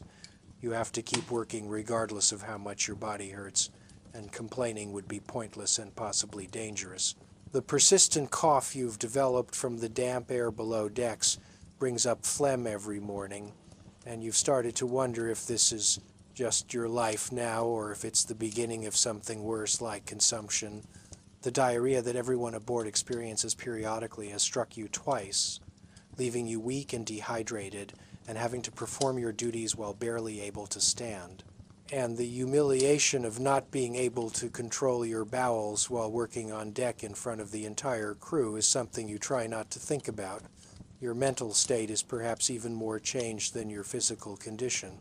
The initial terror has been replaced by a kind of numbness, a psychological defense mechanism that allows you to function despite the constant stress and danger. You've learned to not think too far ahead, to focus only on the immediate task, because contemplating the months or years still remaining in your service would be overwhelming. You've learned to not form close attachments to other sailors because they might die at any moment, and mourning the dead is a luxury you can't afford. You've witnessed 3 deaths so far. One man who fell from the rigging and hit the deck with a sound you'll never forget. One who developed a fever and died delirious in his hammock over the course of 5 days, while everyone pretended not to notice, and one who was flogged for theft and died 2 weeks later when his wounds became infected and gangrenous. Each death was processed quickly, body sewn into canvas with a cannonball for weight, brief words spoken, splash as the corpse hit the water, and then back to work as if nothing had happened. You've learned to do the same, to compartmentalize, to not dwell on mortality even though you're surrounded by it constantly. The social dynamics you've navigated have taught you lessons about human nature that you never wanted to learn. You've discovered that desperation makes people cruel, that suffering doesn't ennoble or purify, it often brings out the worst in everyone. You've seen men steal food from each other, betray confidences for favor with the officers, turn on each other over the smallest perceived slights. You've learned to sleep with your possessions under your body because otherwise they'll be stolen. Learn to eat your food quickly before someone tries to take it. Learn to show no weakness because weakness is exploited immediately. But you've also seen occasional acts of kindness that are all the more striking for their rarity. A shipmate sharing his rum ration when you were sick. Another sailor covering for you when you were too exhausted to complete a task. A veteran teaching you a technique that makes the work slightly less painful. These small mercies don't redeem the system or make the suffering acceptable, but they remind you that individual humans can retain some decency even in the worst conditions, even when the system encourages them to be monsters. Your relationship with the sea itself has evolved from terror to a complicated mixture of fear, respect, and strange intimacy. You've learned to read the water, to see patterns in the waves, to feel changes in the weather before they arrive, to understand the ship's movement through the ocean in a way that's almost instinctive now. The ocean remains terrifying, an inhuman force that could kill you instantly and wouldn't care. But you've developed a sailor's pragmatic relationship with it, neither romanticizing it nor underestimating it, just accepting it as the medium in which you now exist. You've seen the ocean in all its moods, glassy and calm like a mirror, reflecting stars in a way that takes your breath away despite everything. Choppy and irritating with waves that slap the hull and make every movement difficult. Stormy and violent with waves the size of houses that make you certain you're going to die. And the eerie calm after storms when the ocean seems to be resting, gathering strength for the next assault. You've seen marine life that you never knew existed, dolphins playing in the bow wake, which was delightful, until someone explained they're probably feeding on fish disturbed by the ship, sharks following the ship for days, waiting for garbage or corpses to be thrown overboard, flying fish that land on deck and flop helplessly until someone kills them for variety in the diet, whales breaching in the distance, enormous and alien and somehow comforting because they prove that something can survive in this hostile environment. You've crossed the equator, which involved a bizarre hazing ritual where veteran sailors dressed as Neptune and his court subjected first-timers to various humiliations and mock trials, and while it was unpleasant, it was also a break in the monotony and a ritual that connected you to centuries of maritime tradition, made you feel part of something larger than yourself, however miserable that something might be. You've started to understand why veteran sailors develop such a distinctive culture and worldview, why they're cynical and superstitious and fatalistic, why they drink so heavily in port, why they have trouble adjusting to life on land if they ever make it back. The maritime experience fundamentally changes how you see the world, your place in it, what matters and what doesn't. The concerns that seemed important 3 months ago, social status, fashion, gossip, minor interpersonal dramas, all of that seems absurd now. Frivolous problems that people who've never faced real hardship obsess over. You've faced death repeatedly. You've suffered in ways that most land dwellers can't imagine. You've discovered reserves of endurance you didn't know you possessed. And this has given you a kind of terrible wisdom, an understanding of human limits and human capacity for suffering that sets you apart from people who've never been tested this way. But this wisdom comes at the cost of your ability to relate to normal society, to care about normal things, to be the person you were before. You're changing in ways that might be permanent, hardening, becoming someone your family wouldn't recognize, and you're aware of this transformation but powerless to stop it because it's necessary for survival. The superstitions you once would have dismissed as irrational now seem to make a kind of sense, not because they're actually true, but because they provide a psychological framework for dealing with a completely unpredictable and uncontrollable environment. Believing that certain actions or omens affect your fate gives you an illusion of agency, a feeling that you can do something to influence outcomes, even though rationally you know that survival is mostly luck. So you avoid whistling on deck because it supposedly calls up winds. You never say certain words that are considered unlucky. You participate in rituals that supposedly ensure safe passage. And while part of you knows this is all nonsense, another part of you is too scared to test it because what if you're wrong? What if the superstitions are real? What if your skepticism is what gets everyone killed? This magical thinking coexists with your growing practical knowledge of seamanship, navigation, weather prediction, and ship maintenance, and you don't see any contradiction because you need both. The practical skills to do your job and the psychological comfort of believing you have some control. You've learned to read the officers, to predict their moods, to know when to be invisible and when to show initiative. to understand the complex politics of the ship's command structure. You know which officers are competent and which are dangerous fools, which ones will listen to experienced sailors, and which ones see any input as insubordination, which ones are cruel for its own sake, and which ones are merely harsh in service of ship efficiency. This knowledge is survival information, as important as knowing how to reef a sail or coil a line, because the wrong interaction with an officer can get you flogged, put in irons, or killed.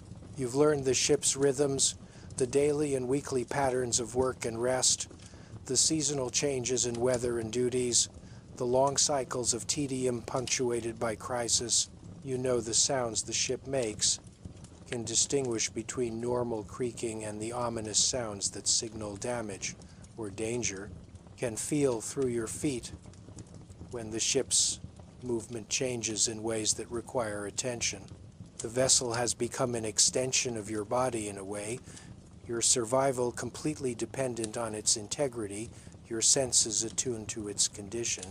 You've developed an intimate knowledge of this particular ship's quirks and weaknesses, which sections of rigging are most worn, which deck planks are rotten and need to be stepped around, which water casks have the least foul water, where rats are most likely to be found, which corners below deck flood first in heavy seas, which officers walk which routes and when. This detailed knowledge makes you slightly more efficient, slightly safer, and provides something to focus on besides the overwhelming awfulness of your situation. The monotony of the voyage is broken occasionally by events that range from mildly interesting to absolutely terrifying, and you've experienced several of each by now.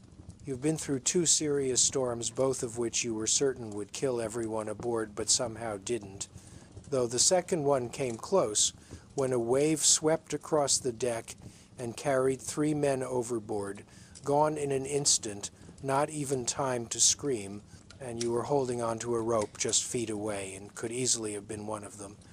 And there was nothing anyone could do. The ship couldn't stop or turn around in those conditions.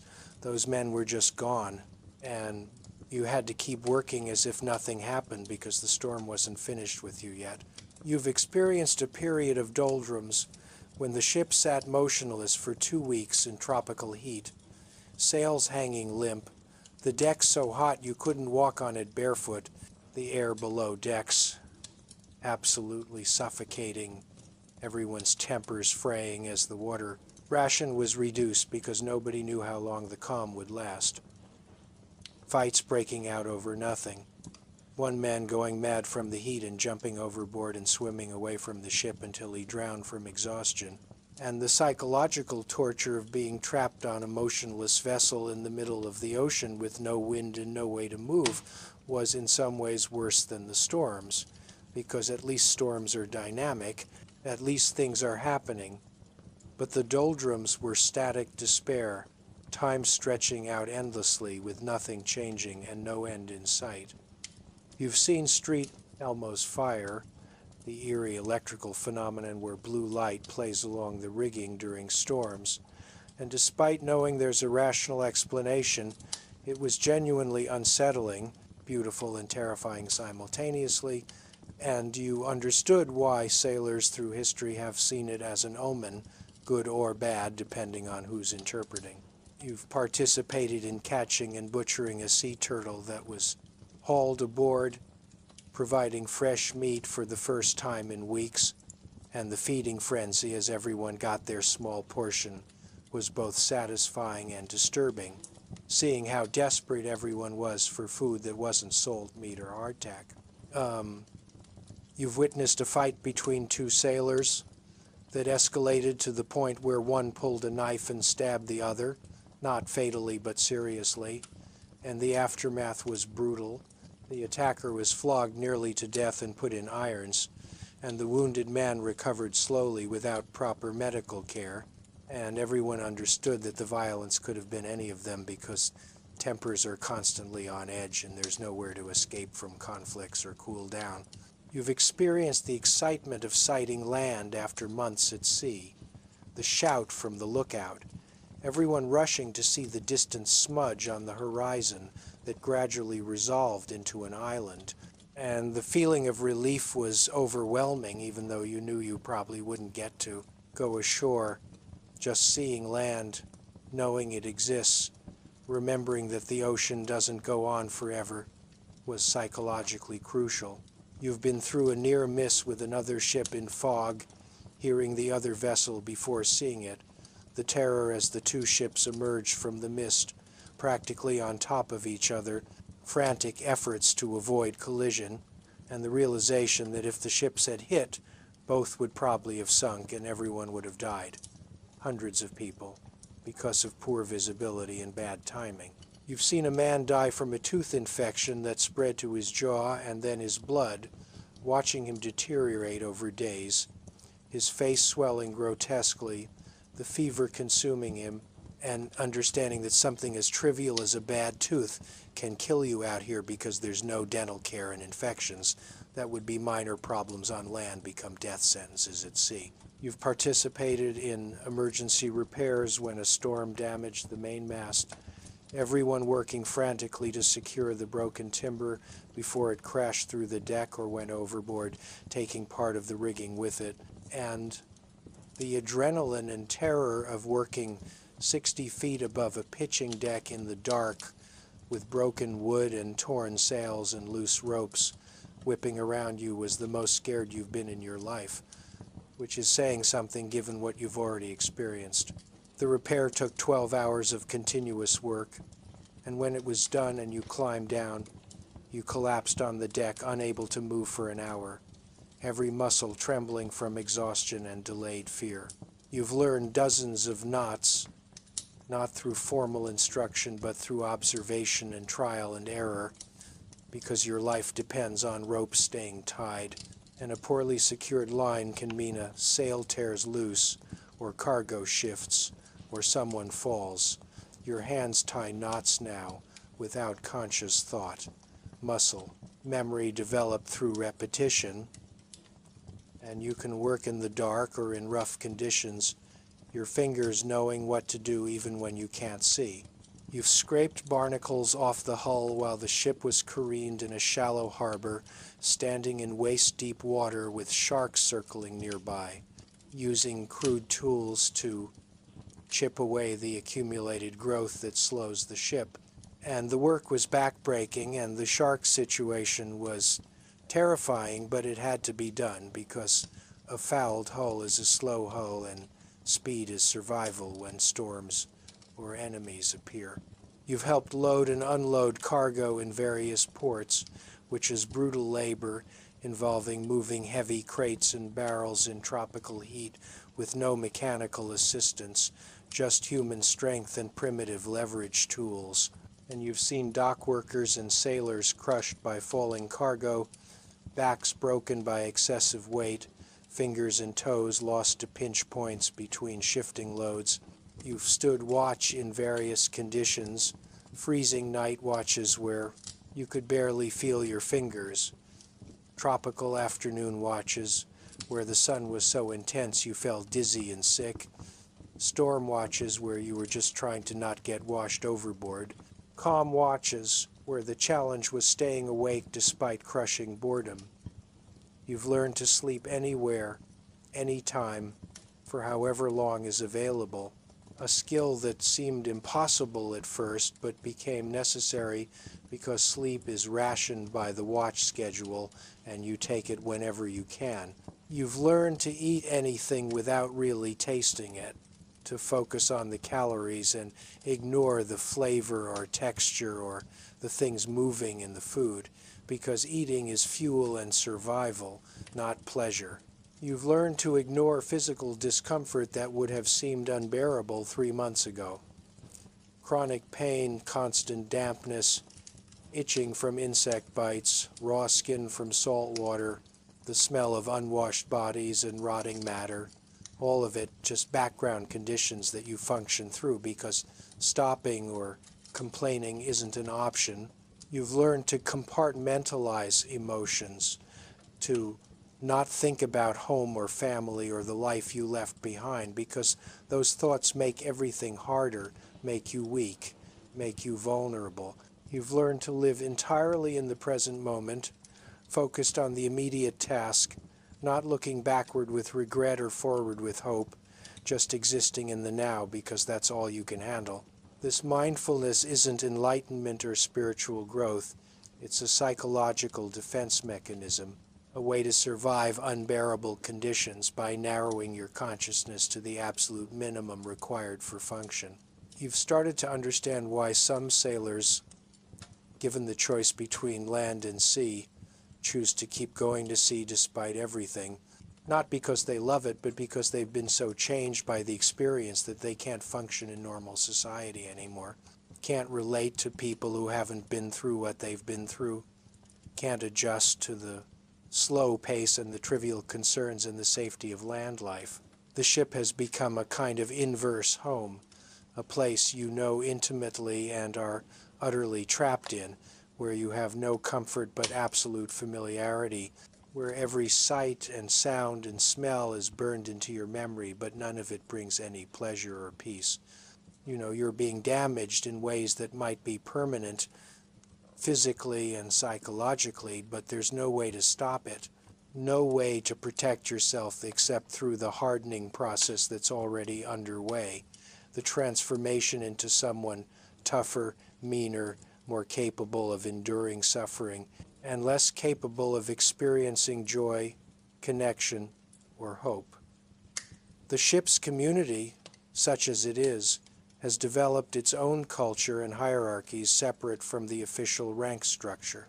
There are informal leaders among the crew, men respected for their competence or experience or ability to navigate the social dynamics, and these men have influence without official authority, can mediate disputes, can organize collective action when necessary, can serve as intermediaries with officers.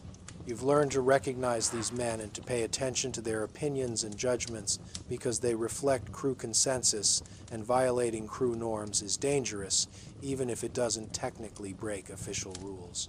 There are alliances and feuds among the crew, some based on nationality or region of origin, some based on watch assignments, some based on personality conflicts or past incidents, and navigating these relationships requires constant attention and political skill.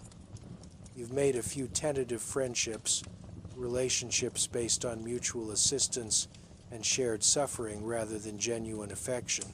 But these connections are important because completely isolating yourself is psychologically unsustainable and practically dangerous.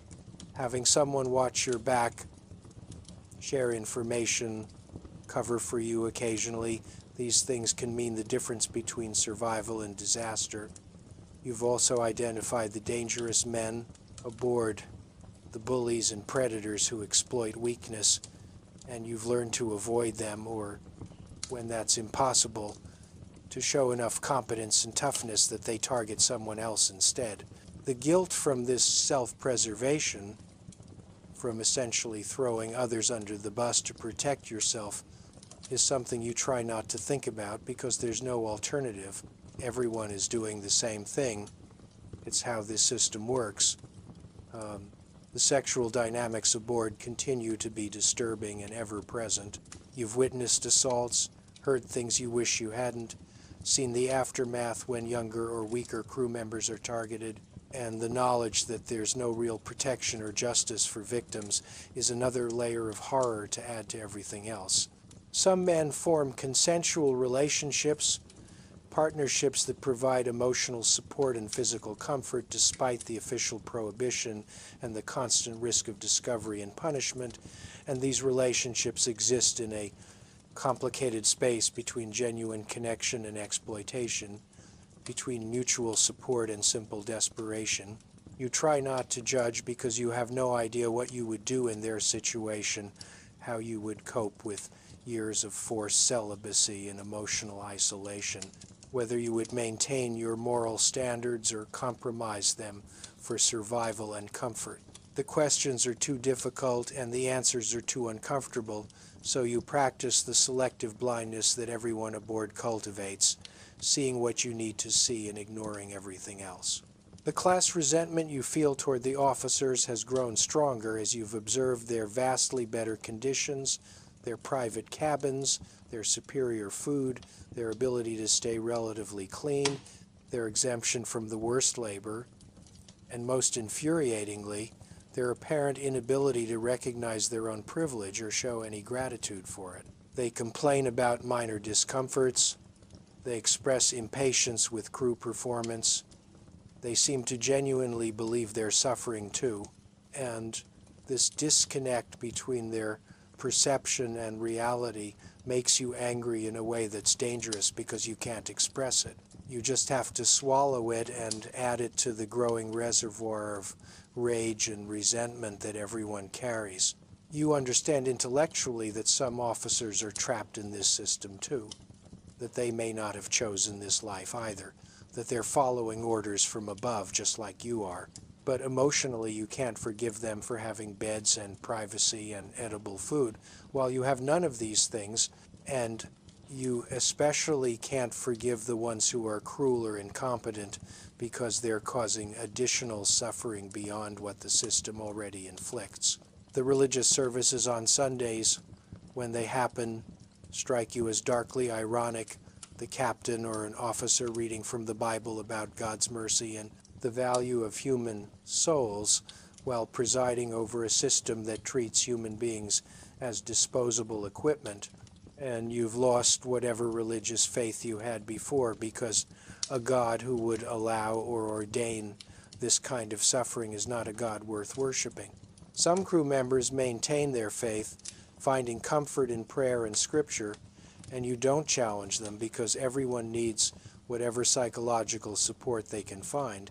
But for you, the religion feels like another control mechanism, another way to make people accept their suffering as divinely ordained rather than fighting against the human systems that create it. The rare communications from home, letters received in port that are months old by the time they reach you, bring both comfort and pain. You learn about events you missed, births and deaths and marriages, life continuing without you, and you're confronted with how much has changed and how much more will change before you see home again. If you see home again, the letters also remind you of what you're missing, the simple pleasures of ordinary life that you took for granted, and this reminder makes everything harder, makes you more aware of what you've lost.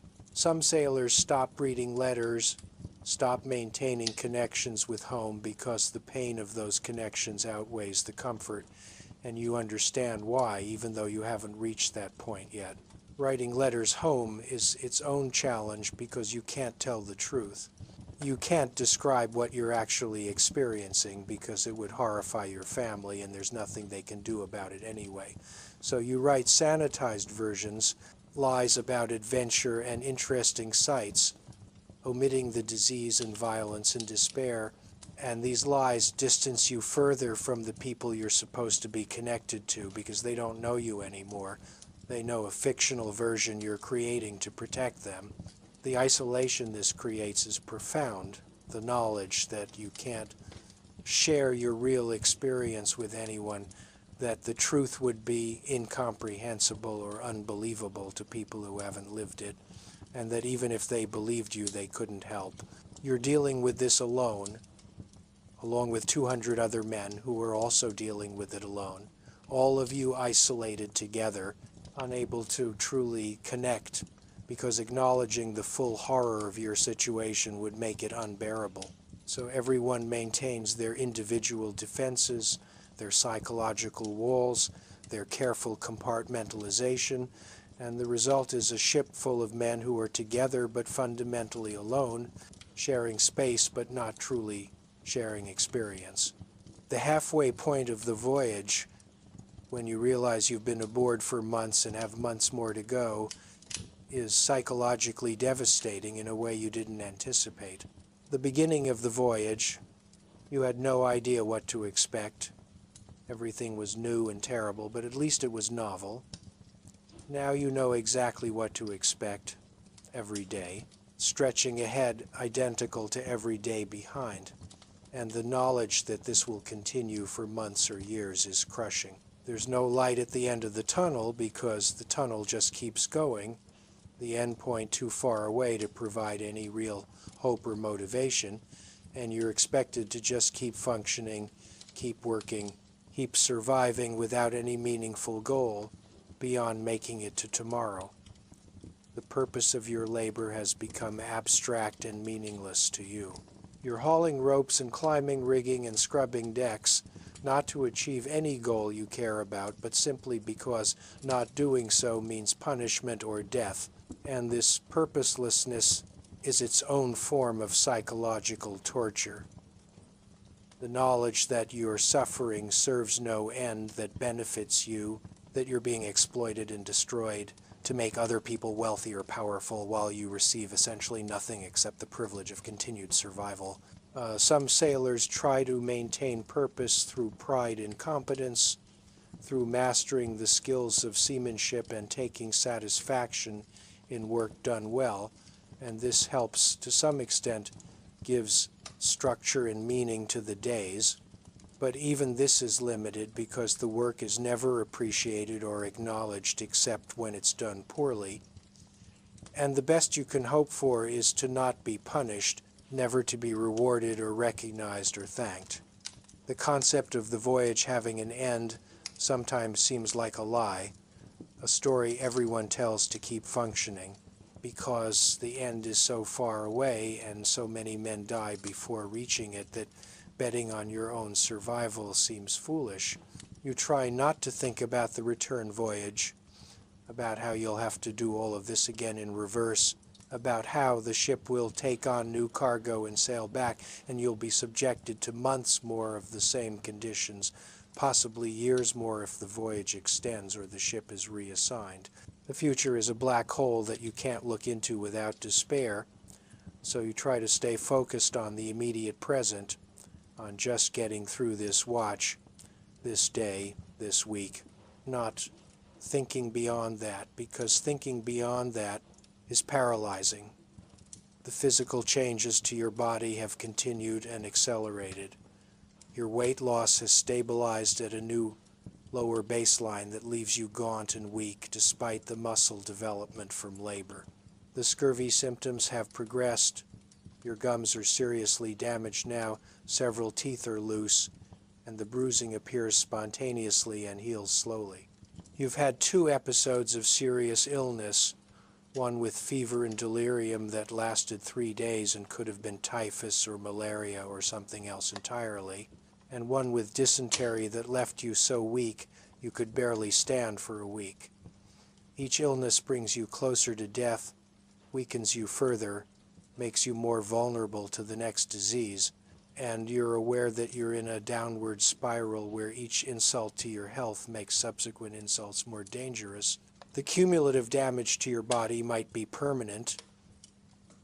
You might never fully recover even if you survive to return home. And this knowledge is depressing, but also somehow abstract because survival itself seems unlikely enough that worrying about long-term health consequences feels premature. You've developed chronic pain in your back from the constant hunching and lifting and climbing, in your knees from the impact of landing on deck after climbing down from the rigging, in your hands and fingers from the rope work and the cold and damp. This pain is constant background noise that you've learned to ignore most of the time, flaring into acute agony during certain movements or after particular exertions, and you know it will never fully go away. Your body is permanently damaged in ways that will affect you for whatever remains of your life. Your hearing has been affected by the constant noise of the ship, the wind, the waves, the shouting, the gunfire during drills, and you've noticed that you struggle to hear quiet sounds, need people to repeat themselves. Suffer from tinnitus, a constant ringing that's especially noticeable in the rare moments of relative quiet. Your vision has also been affected, not severely but noticeably, with difficulty focusing, and occasional double vision that you attribute to malnutrition, exhaustion, and possibly damage from looking at bright sunlight reflecting off water without any eye protection. Every part of your body has been compromised in some way. No system unaffected by the combination of poor nutrition, disease, injury, and extreme stress.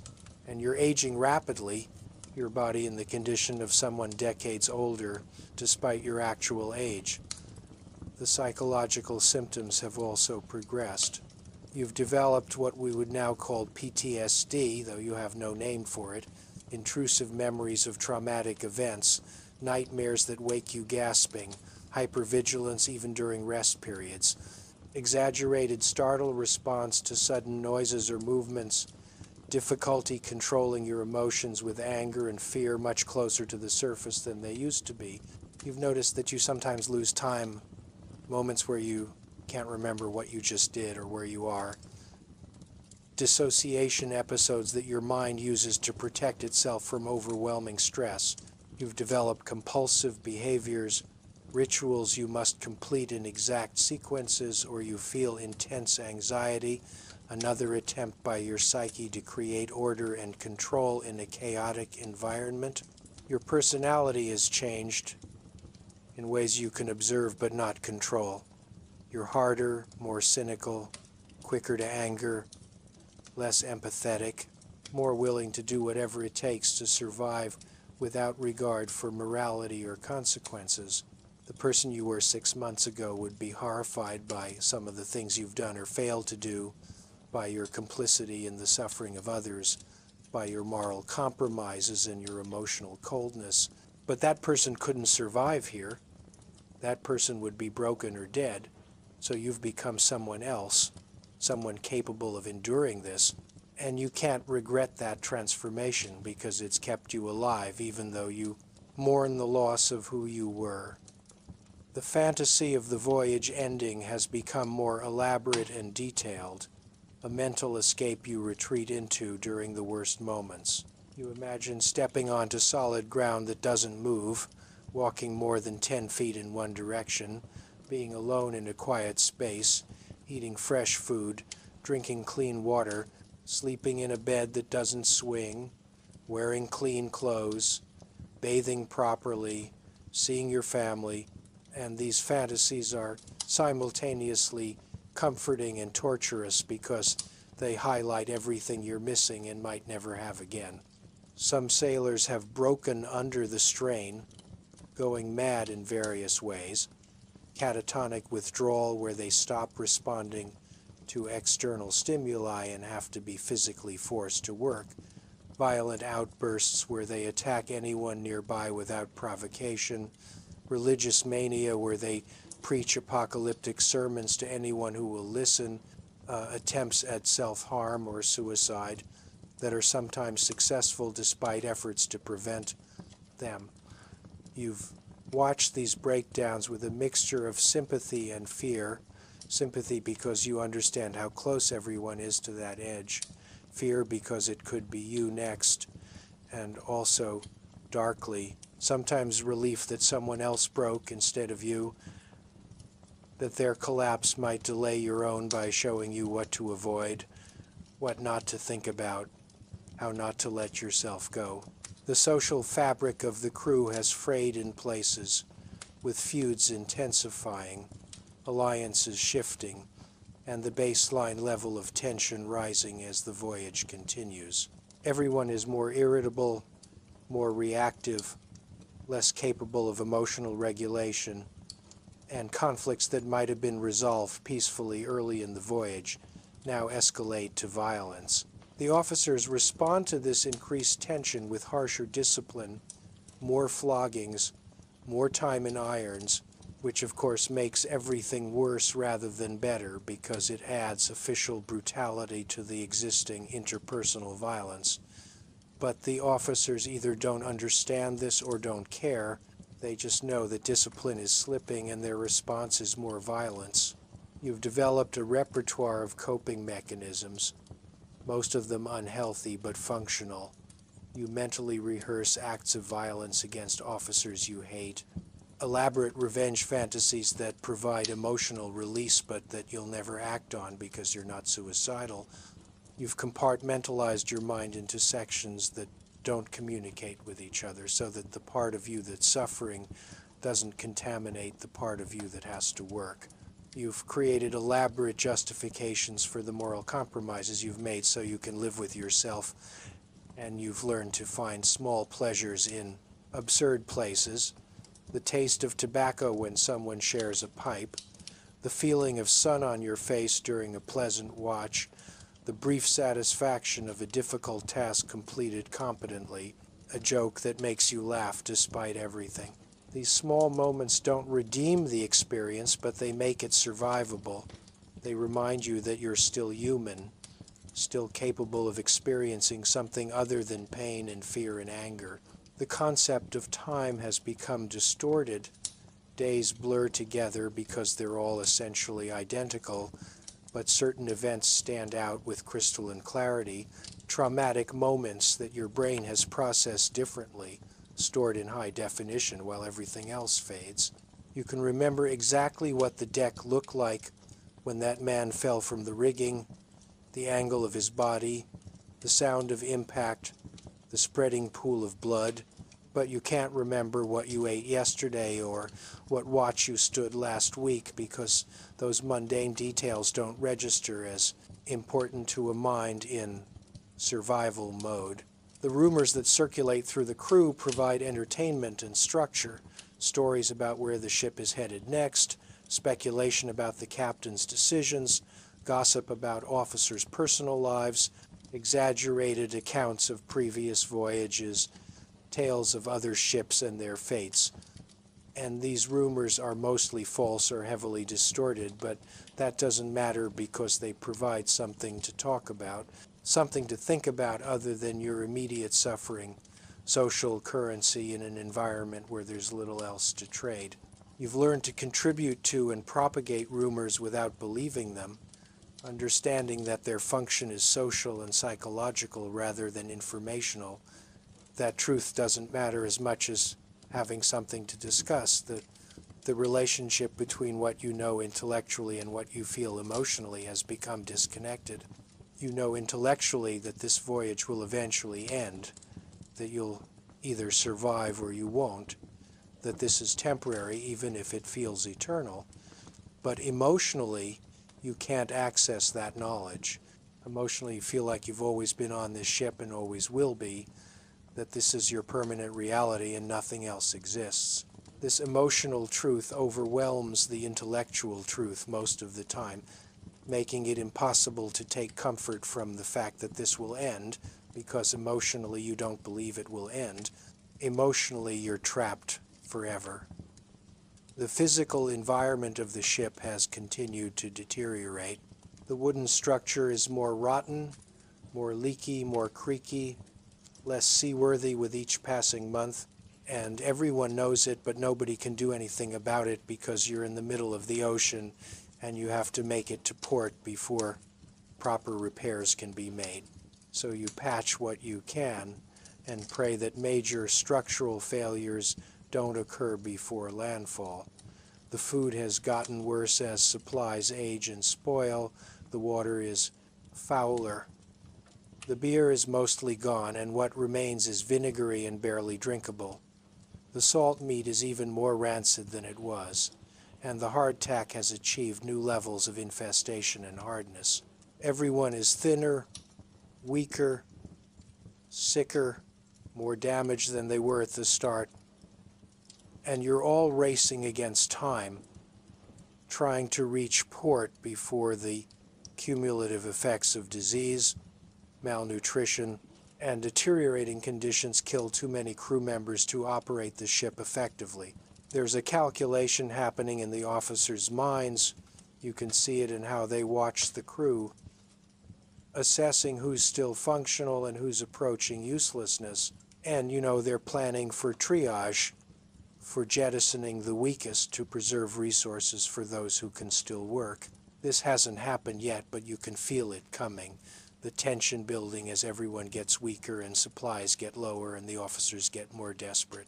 The social hierarchy has shifted based on who's still relatively healthy and capable, with some men who started the voyage strong now reduced to barely functional invalids, while others who seemed weak have proven surprisingly resilient, and these shifts in status create new tensions and resentments. You've moved up slightly in the informal pecking order simply by surviving when others have died or become incapacitated, and this gives you marginally better access to the best portions of bad food, slightly more influence in crew decisions, fractionally better odds of survival, and you've learned to leverage this without being obvious about it, because displaying advantage makes you a target. The navigation has become concerning even to crew members who don't normally know or care about such things, because the officers are arguing more openly, the course corrections seem erratic, and there's a sense that nobody actually knows where you are anymore, that the combination of bad weather, poor charts, and exhausted officers has led to significant navigational errors. This uncertainty about location translates into uncertainty about when or whether you'll reach land, whether you're heading toward your intended port or somewhere else entirely, whether you'll make landfall before the food runs out or drift into empty ocean until everyone dies of starvation. The officers won't admit this to the crew, obviously, but you can read it in their behavior. The worried consultations, the frequent star sightings, the way they scan the horizon, constantly looking for landmarks that never appear. You've started rationing your own rations, which sounds absurd because the rations are already insufficient, but you're setting aside tiny portions of hardtack and hiding them in case food distribution stops entirely. And you're not the only one doing this. Everyone who can think ahead is creating emergency reserves, even though it means being even hungrier now to possibly avoid starvation later. The water situation has become critical, with the daily ration reduced to an amount that leaves everyone in a state of chronic mild dehydration, headachy and weak and constantly thirsty, and the remaining water is so foul that drinking it requires iron will. But the alternative is dying of thirst, so you drink it and try not to think about what's floating in it or what diseases it might carry.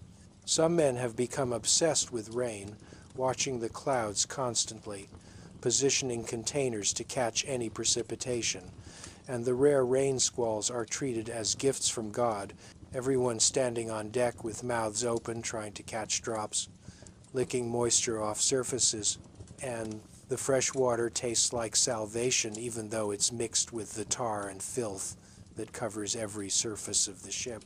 The concept of making it home has evolved from a hope to a desperate need to survive, just to bear witness, to tell people what happened here, to make sure that the suffering and death aren't completely meaningless and forgotten. You've developed a sense of obligation to the men who've died, feeling like their stories need to be told, their experiences need to be recorded, even though you know that nobody will really want to hear the truth, that people prefer comfortable lies to uncomfortable realities, that your testimony, if you survive, will probably be dismissed as exaggeration or complaining. But you feel compelled to try anyway to survive so you can speak for those who can't, to make their deaths count for something even if it's just a footnote in a history that nobody reads. The ship's structural problems have progressed to the point where you can hear concerning sounds constantly, new creaks and groans that suggest the timbers are giving way, and during storms the entire vessel flexes and twists in ways that seem impossible for a solid structure, and you understand that you're sailing in something that's barely holding together, that the ship could literally come apart at any moment if the stress exceeds what the degraded structure can handle. The pumps are working continuously now because leaks have multiplied and worsened, and there's a rotation of crew members doing nothing but pumping bilge water to keep the ship from slowly sinking. and this is exhausting work that takes manpower away from other necessary tasks, creating a cascading problem where insufficient crew must handle too many critical functions simultaneously. You've started mentally preparing for shipwreck, thinking about what you would do if the ship goes down, how you might survive in the water, or what you would try to grab or hold on to. Even though rationally you know that shipwreck in the open ocean is essentially a death sentence, that the lucky die quickly by drowning, while the unlucky die slowly from exposure or shark attack or thirst while floating on wreckage. These disaster scenarios play through your mind compulsively, your brain trying to prepare for every possibility, even though preparation is mostly futile. And you recognize this as anxiety and hypervigilance, but you can't stop it because the danger is real and constant.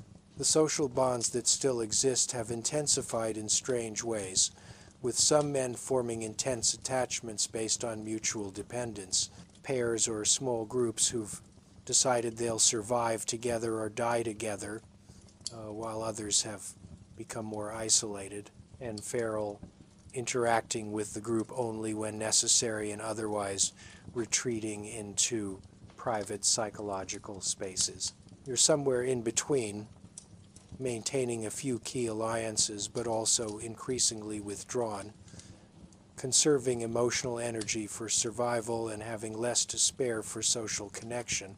The violence has decreased, paradoxically, not because people are less angry or desperate, but because everyone is too weak and exhausted for sustained conflict. The energy required for fighting is energy that can't be spared from basic survival. So instead of physical violence, there's more verbal aggression, threats and insults that would have led to fights earlier in the voyage, but now just hang in the air unresolved because nobody can afford to act on them. The anticipation of land has become painful rather than pleasurable because it's been false so many times. The lookout shouting land sighting only for it to be clouds or fog or wishful thinking, and each false alarm is emotionally devastating, sending you from hope to despair in seconds. And you've learned to not get excited about reported land until you can see it yourself and verify that it's real. The rumors about mutiny have intensified, whispered conversations about whether the officers actually know where they're going, whether it would be better to take over the ship and try a different course, whether certain officers should be eliminated for incompetence or cruelty. And while you don't think an actual mutiny will happen because everyone is too weak and too aware of the consequences, the fact that it's being discussed openly shows how desperate and angry people have become. You stay out of these conversations when possible because even discussing mutiny is dangerous. Guilt by association is enough to get you hanged, but you also listen carefully because if a mutiny does happen, you need to know about it in advance, so you can position yourself on the winning side or at least avoid being on the losing side. The dreams you have during the limited sleep you get have become vivid and strange, mixing memories of home with maritime imagery in surreal combinations. And you often wake up unsure what was dream and what was memory, disoriented about where you are and what's real. Some dreams are pleasant escapes, fantasies of comfort and safety that make waking up more painful, while others are nightmares that replay traumatic events or invent new horrors, and you've stopped being able to predict or control what your subconscious will subject you to during sleep.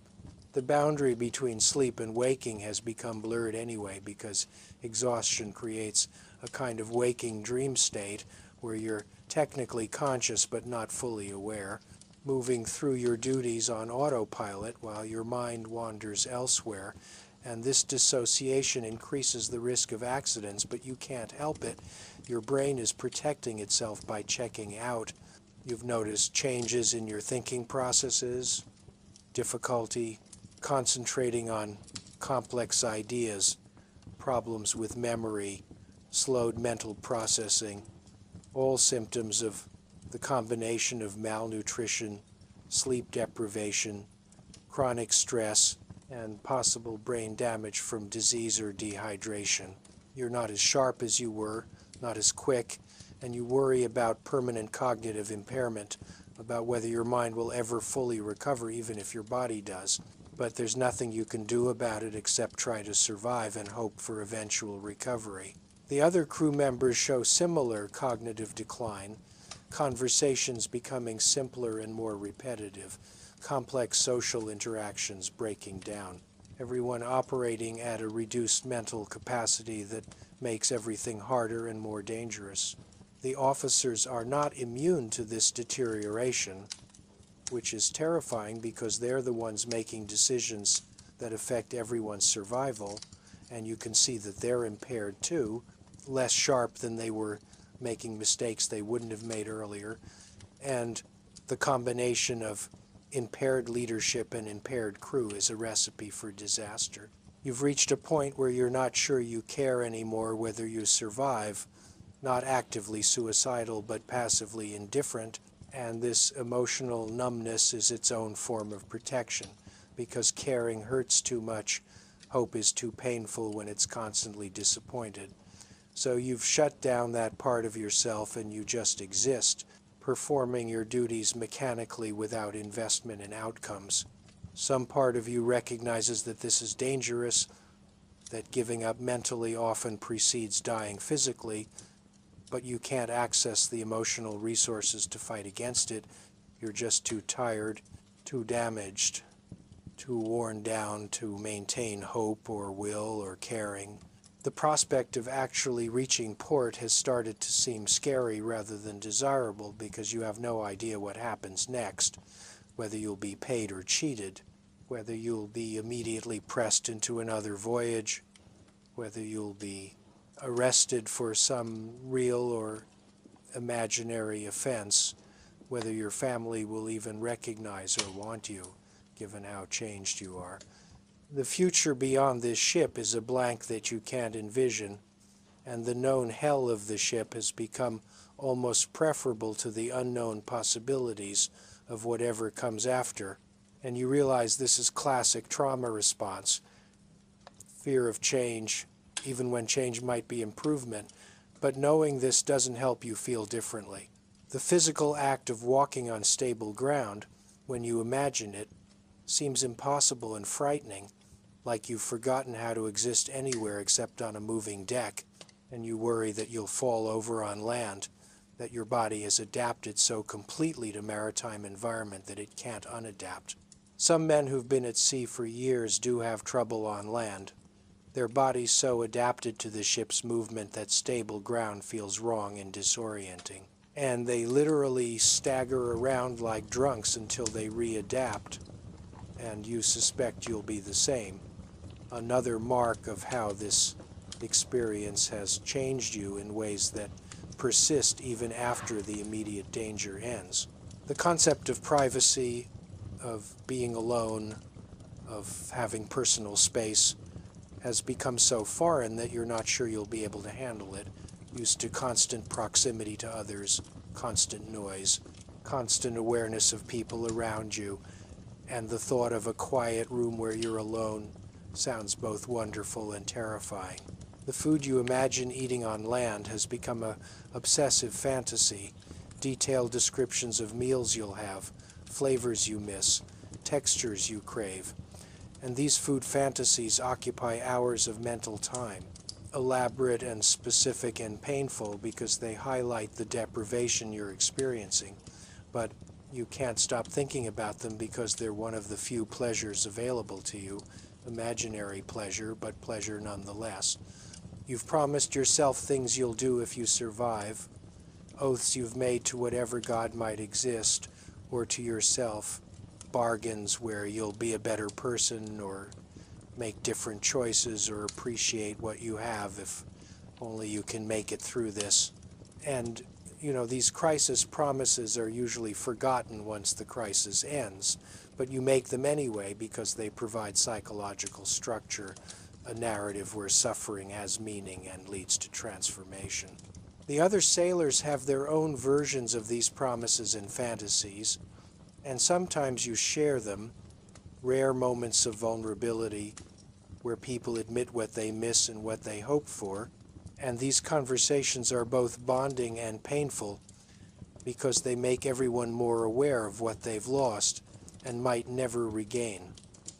The ship's bell marking the watches has become a sound you simultaneously rely on for structure and hate for what it represents. Each bell another 4 hours survived, but also another 4 hours lost. Time passing, but not bringing you any closer to safety as far as you can tell. And the bells start to feel like countdown to nothing. Meaningless markers in endless time. You've developed a complicated relationship with the ocean, no longer purely fearful but almost respectful, recognizing it as an adversary but also as something magnificent and indifferent, powerful beyond human scale. And this recognition of the ocean's nature has changed your perspective on human concerns, making the social hierarchies and political conflicts aboard ship seem trivial against the backdrop of natural forces that could destroy everyone without noticing. This doesn't make the hierarchies and conflicts less painful or important in practical terms, but it adds a layer of philosophical perspective that's both comforting and nihilistic. The sense that nothing human really matters very much in the grand scheme of things. You've stopped thinking about the purpose or meaning of your life, stopped worrying about legacy or achievement or whether you're a good person, reduced your concerns to the most basic level of simple survival and avoiding suffering. And this simplification is both liberating and depressing. Liberating because it eliminates anxiety about abstract concerns, depressing because it represents a kind of spiritual death, the loss of higher aspirations and ideals. Some philosophers would say you've achieved a kind of enlightenment by releasing attachment to outcomes and ego and existing purely in the present, but you're pretty sure this isn't enlightenment. It's just trauma and exhaustion masquerading as wisdom, your mind's attempt to make meaning out of meaningless suffering. The final stretch of the voyage, if you're actually in the final stretch and not just wishful thinking, has a different quality than the middle sections, a kind of desperate sprint feel, even though nothing is actually accelerated, just the sense that you're closer to either salvation or destruction, and the outcome will be decided soon. The tension is higher, everyone more irritable and anxious, the officers pushing harder for speed and efficiency, and you can feel that something is going to break. Either the ship will make it to port or something catastrophic will happen. The system is too stressed to continue indefinitely in its current state. You've survived things you didn't think you could survive, endured conditions that should have killed you, and this has given you a strange confidence mixed with fatalism, the sense that you're either going to make it because you're somehow charmed or lucky, or you're going to die and there's nothing you can do about it either way. So you might as well keep going and see what happens. This is not healthy psychology, but it's functional psychology. It lets you get through each day without being paralyzed by fear or despair, and that's all you need right now. Functionality, not health. The relationships you've formed aboard ship, such as they are, have become important despite your attempts to not care, and you've found yourself thinking about what happens to these connections if you make it to land, whether you'll maintain any contact or whether everyone will scatter and try to forget this shared nightmare. And you suspect the latter but hope for the former, because these people understand what you've been through in a way nobody else ever can, and that shared experience creates a bond even when you don't like each other. The inverse is also true, that you've developed intense hatreds for certain people aboard, grievances and resentments that you'll carry for life if you survive, people whose names will make you angry decades from now. And this storage of hatred takes psychological energy, but you can't help it. Some offenses are too serious to forgive or forget, even though holding grudges is probably unhealthy. The ship's stores have reached the point where there's genuine scarcity, where the rations have been cut to levels that are causing acute malnutrition, even in people who were previously relatively healthy, and the officers are rationing their own supplies too now. Not as severely as the crew, but enough that it's noticeable. And this Shared deprivation creates a slight sense of common cause, everyone on the same sinking ship, literally and figuratively. The water is now so foul that drinking it makes you gag, and some men are getting sick from the water itself, waterborne diseases adding to all the other illnesses. And you're at the point where dehydration and poisoning from contaminated water are both serious risks, and you have to balance them carefully, drinking enough to not die of thirst, but not so much that the dysentery or typhoid from the water kills you instead. The appearance of seabirds causes excitement because it means land is within their flying range, probably within a day or two of sailing. And this is the first concrete evidence you've had in weeks that land actually exists and the ship is heading toward it. And the psychological impact is enormous. Suddenly everyone has slightly more energy and hope despite the continued physical suffering. The preparation for making port involves activities you haven't done in months, attempts at personal grooming, washing of clothes in salt water which doesn't really clean them but at least rinses away some of the accumulated filth, discussions of what to do in port, planning how to spend your pay assuming you get paid, and these future-oriented activities feel strange after so long living purely in the present. The actual sighting of land, when it's confirmed and undeniable, creates a wave of emotion that's overwhelming. Men crying openly, laughing, hugging each other, even the hardest veterans showing relief and joy, and you find yourself crying too despite your emotional numbness, tears that surprise you because you thought you'd shut that capacity down. But apparently some feelings are too strong to be completely suppressed. The land visible on the horizon is just a dark line at first. Could be clouds or fog. But it stays in the same place as the ship moves, gradually becoming clearer and more detailed. And watching this process of land becoming real is mesmerizing. You can't look away, and neither can anyone else. Everyone just standing and staring as if the land might disappear if they blink. The final approach to port takes hours that feel like days, the ship moving so slowly that you want to jump out and swim, but of course the distance is still too great for that, and you have to just wait and watch as the land gradually gets closer, as details start to become visible, buildings and trees and other ships, signs of human civilization that you haven't seen in forever. The arrival in port is anticlimactic in some ways because the work doesn't stop. The ship still needs to be brought in safely, anchored or docked properly, sails furled, cargo secured. All the normal duties continue right up until the moment you're dismissed. And even then you're not immediately free to go ashore. There are processes and procedures, inspections and paperwork, debts to settle and arrangements to make, but the psychological change is immediate and profound. The knowledge that you're no longer in immediate danger, that the ocean can't kill you anymore because you're in harbor, that fresh food and clean water are available even if not immediately accessible, that the voyage is over, you survived, you made it. The grief for those who didn't make it hits hard now that you have time to process it. The ship left port with 200 men and arrives with 170, 30 men dead from disease, accidents, violence, or simply giving up. And each of those deaths represents a person with a story and a family and a life that ended in horrible circumstances.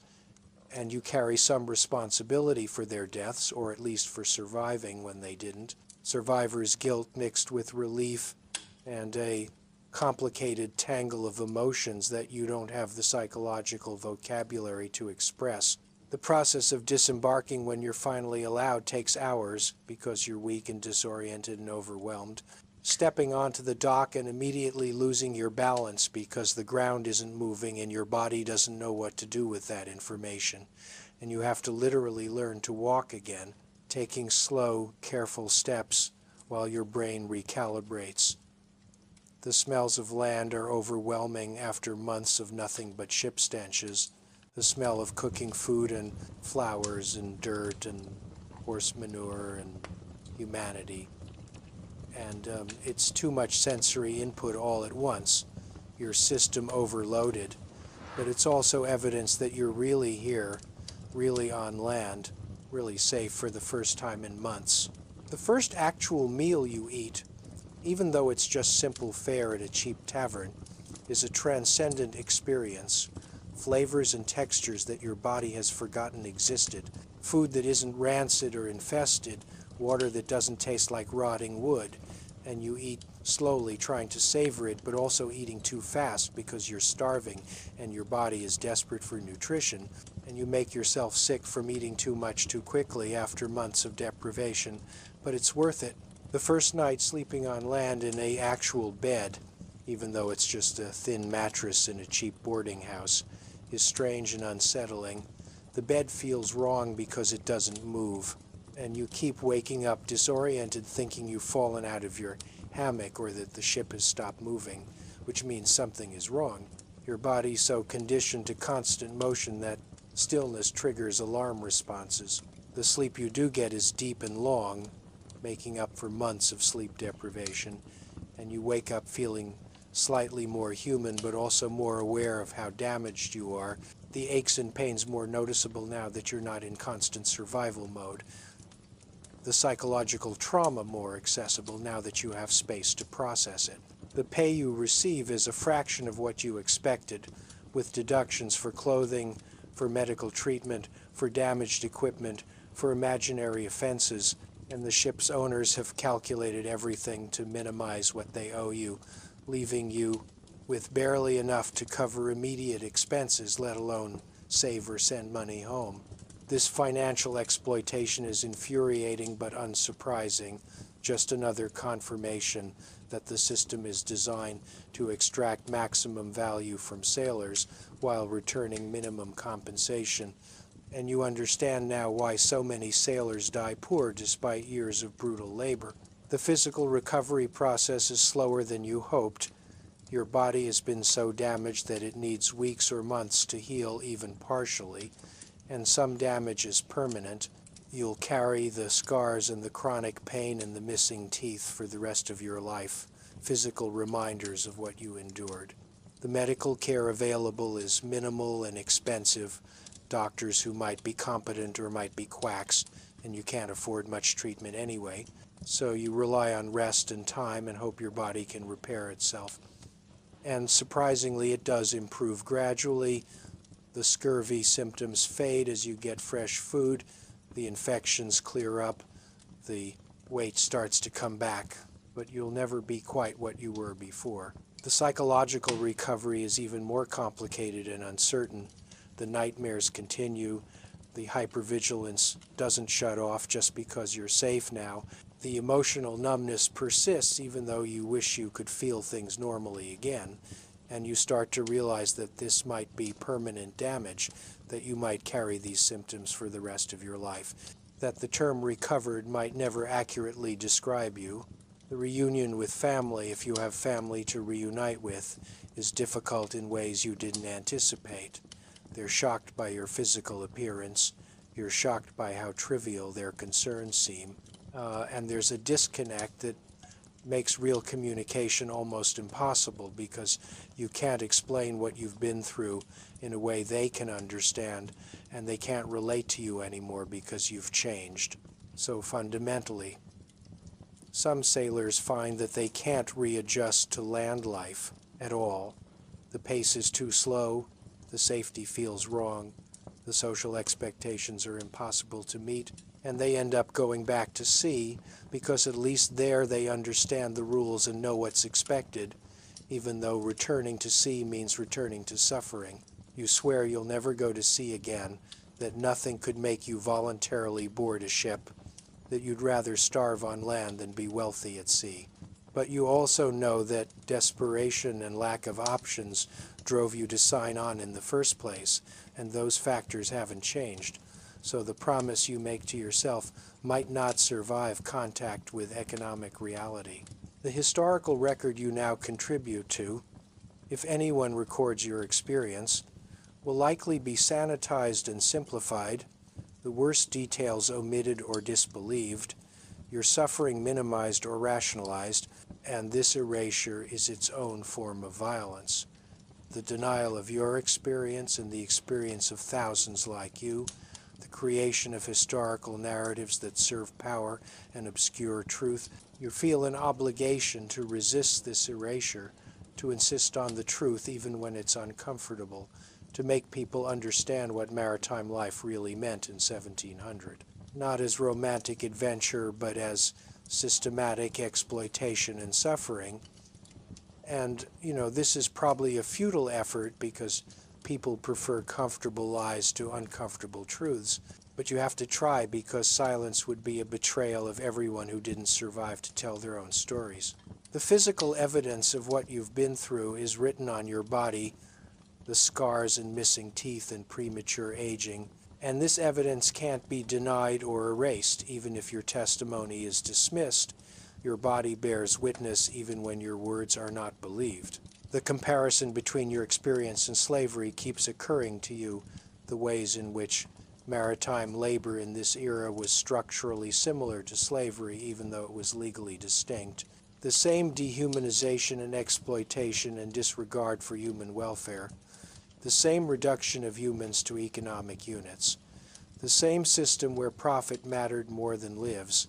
And you understand now in a visceral way how systems of oppression work, how ordinary people can participate in extraordinary cruelty because the system normalizes it and makes resistance seem impossible.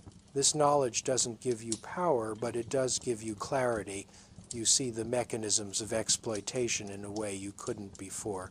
And this perspective will color how you see all social and economic relationships for the rest of your life. You can't unsee what you've seen or unknow what you've learned. The temptation to minimize your own experience, to tell yourself it wasn't that bad or that you're exaggerating or that others had it worse, is something you fight against because you know this is a defense mechanism, a way to make the memories more bearable. But it's also a form of self-betrayal, a way of participating in your own erasure, and you resist it even though accepting the full truth of what you experienced is painful and difficult. The realization that this suffering was preventable, that every death from scurvy could have been prevented with citrus fruits, that better food and cleaner water and more humane conditions were technically possible, but were not provided because they would have cost money that owners preferred to keep as profit. This realization fills you with rage that has nowhere to go. Rage at a system that values profit over human life. Rage at decision-makers who never had to experience the consequences of their decisions. Rage at a society that benefits from maritime trade without acknowledging its human cost. This rage is dangerous because it makes you want to do something, to fight back, to seek revenge, to change the system. But you're one person with no power or resources, and the system is vast and entrenched. And any action you take will likely result in your own destruction without meaningfully changing anything. So the rage just sits inside you, acidic and corrosive, eating away at whatever peace or contentment you might otherwise find. The few other survivors you encounter, men from other ships or other voyages, are the only people who truly understand, and these chance meetings create instant connections, recognition of shared experience that doesn't require explanation, and you treasure these moments even as they're painful because they involve discussing experiences you'd rather forget. The broader social implications of your experience become clearer as you gain distance and perspective. You were part of a vast system of global commerce that enriched some people enormously while destroying countless others. And this pattern wasn't unique to maritime labor, but characterized many aspects of the economy and society. The creation of wealth through the exploitation of human beings who had no choice and no power to resist. Understanding this doesn't give you solutions, but it does give you a framework for understanding why your suffering happened. It wasn't random or personal. It was structural and systematic, and you were just one of countless people ground up by systems designed to extract maximum value from human labor while providing minimum compensation and protection. The comparison to modern labor practices occurs to you, wondering whether things have really improved or just changed form, whether workers today are exploited in similar ways but with different mechanisms. And you don't have enough knowledge of the modern world to answer this, but you suspect that some patterns persist because they're profitable and power protects itself. The question of what you owe to the men who didn't survive haunts you, whether you have an obligation to tell their stories, to seek justice for them, to make their deaths mean something. And you want to believe you can do something meaningful to honor them, but you're not sure what that would be or whether it's even possible. And you worry that you'll fail them by moving on with your life and letting them be forgotten. The integration back into normal society remains difficult months after your return. You still have nightmares, still flinch at sudden movements, still can't relate to people who haven't experienced what you have. And you start to accept that you might never fully recover, that this might be your new normal, a permanent state of partial dysfunction that you'll have to manage for the rest of your life. The skills you learned at sea are somewhat marketable. You can work as a rigger or dock worker or in various maritime adjacent trades. But these jobs keep you near the water and near ships and trigger your trauma. So you have to balance economic survival against psychological survival, and sometimes economic necessity wins. The knowledge that similar suffering is happening right now to other sailors on other ships in other oceans is something you can't forget. Even as you try to focus on your own recovery in your own life, you're aware that the system continues. That men are being pressed into service and dying of scurvy and being flogged and suffering all the things you suffered, and your survival doesn't stop their suffering. And this awareness creates a sense of ongoing complicity or responsibility that's difficult to process. You consider whether you could do anything to change the system, whether you could advocate for reforms or tell your story in ways that might influence policy, but you're exhausted and damaged and poor, and the people with power to change things don't care what you think. So probably the most you can do is refuse to participate further, refuse to sign on for another voyage, refuse to help recruit other men into the system, and this refusal feels inadequate, but it's what you can manage. The spiritual or philosophical questions raised by your experience don't have satisfying answers. Questions about why suffering exists, whether it has meaning, whether there's justice in the universe, whether human life has inherent value or is just another commodity to be bought and sold. And you've come to a kind of agnostic fatalism where you don't know the answers and suspect there aren't any, that existence is neither fair nor meaningful but simply is, and you have to create whatever meaning you can from your own choices and connections. The final realization you come to is that your survival itself is a form of testimony, that by continuing to exist and carrying the knowledge of what happened, you're bearing witness, whether you speak about it or not, that your very existence as someone who endured these conditions and came out the other side challenges the comfortable narratives that minimize maritime suffering. This gives your continued survival a purpose beyond simple self-preservation.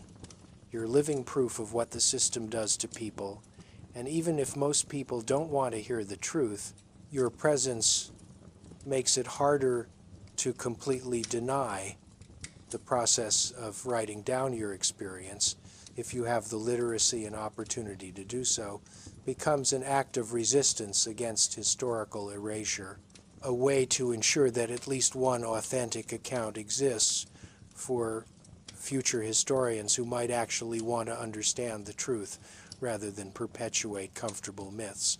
You're not particularly optimistic that your account will be taken seriously or widely read, but you write it anyway because the act itself matters. The refusal to remain silent matters, even if the impact is minimal. The relationships you've formed with other survivors become crucial to your ongoing existence.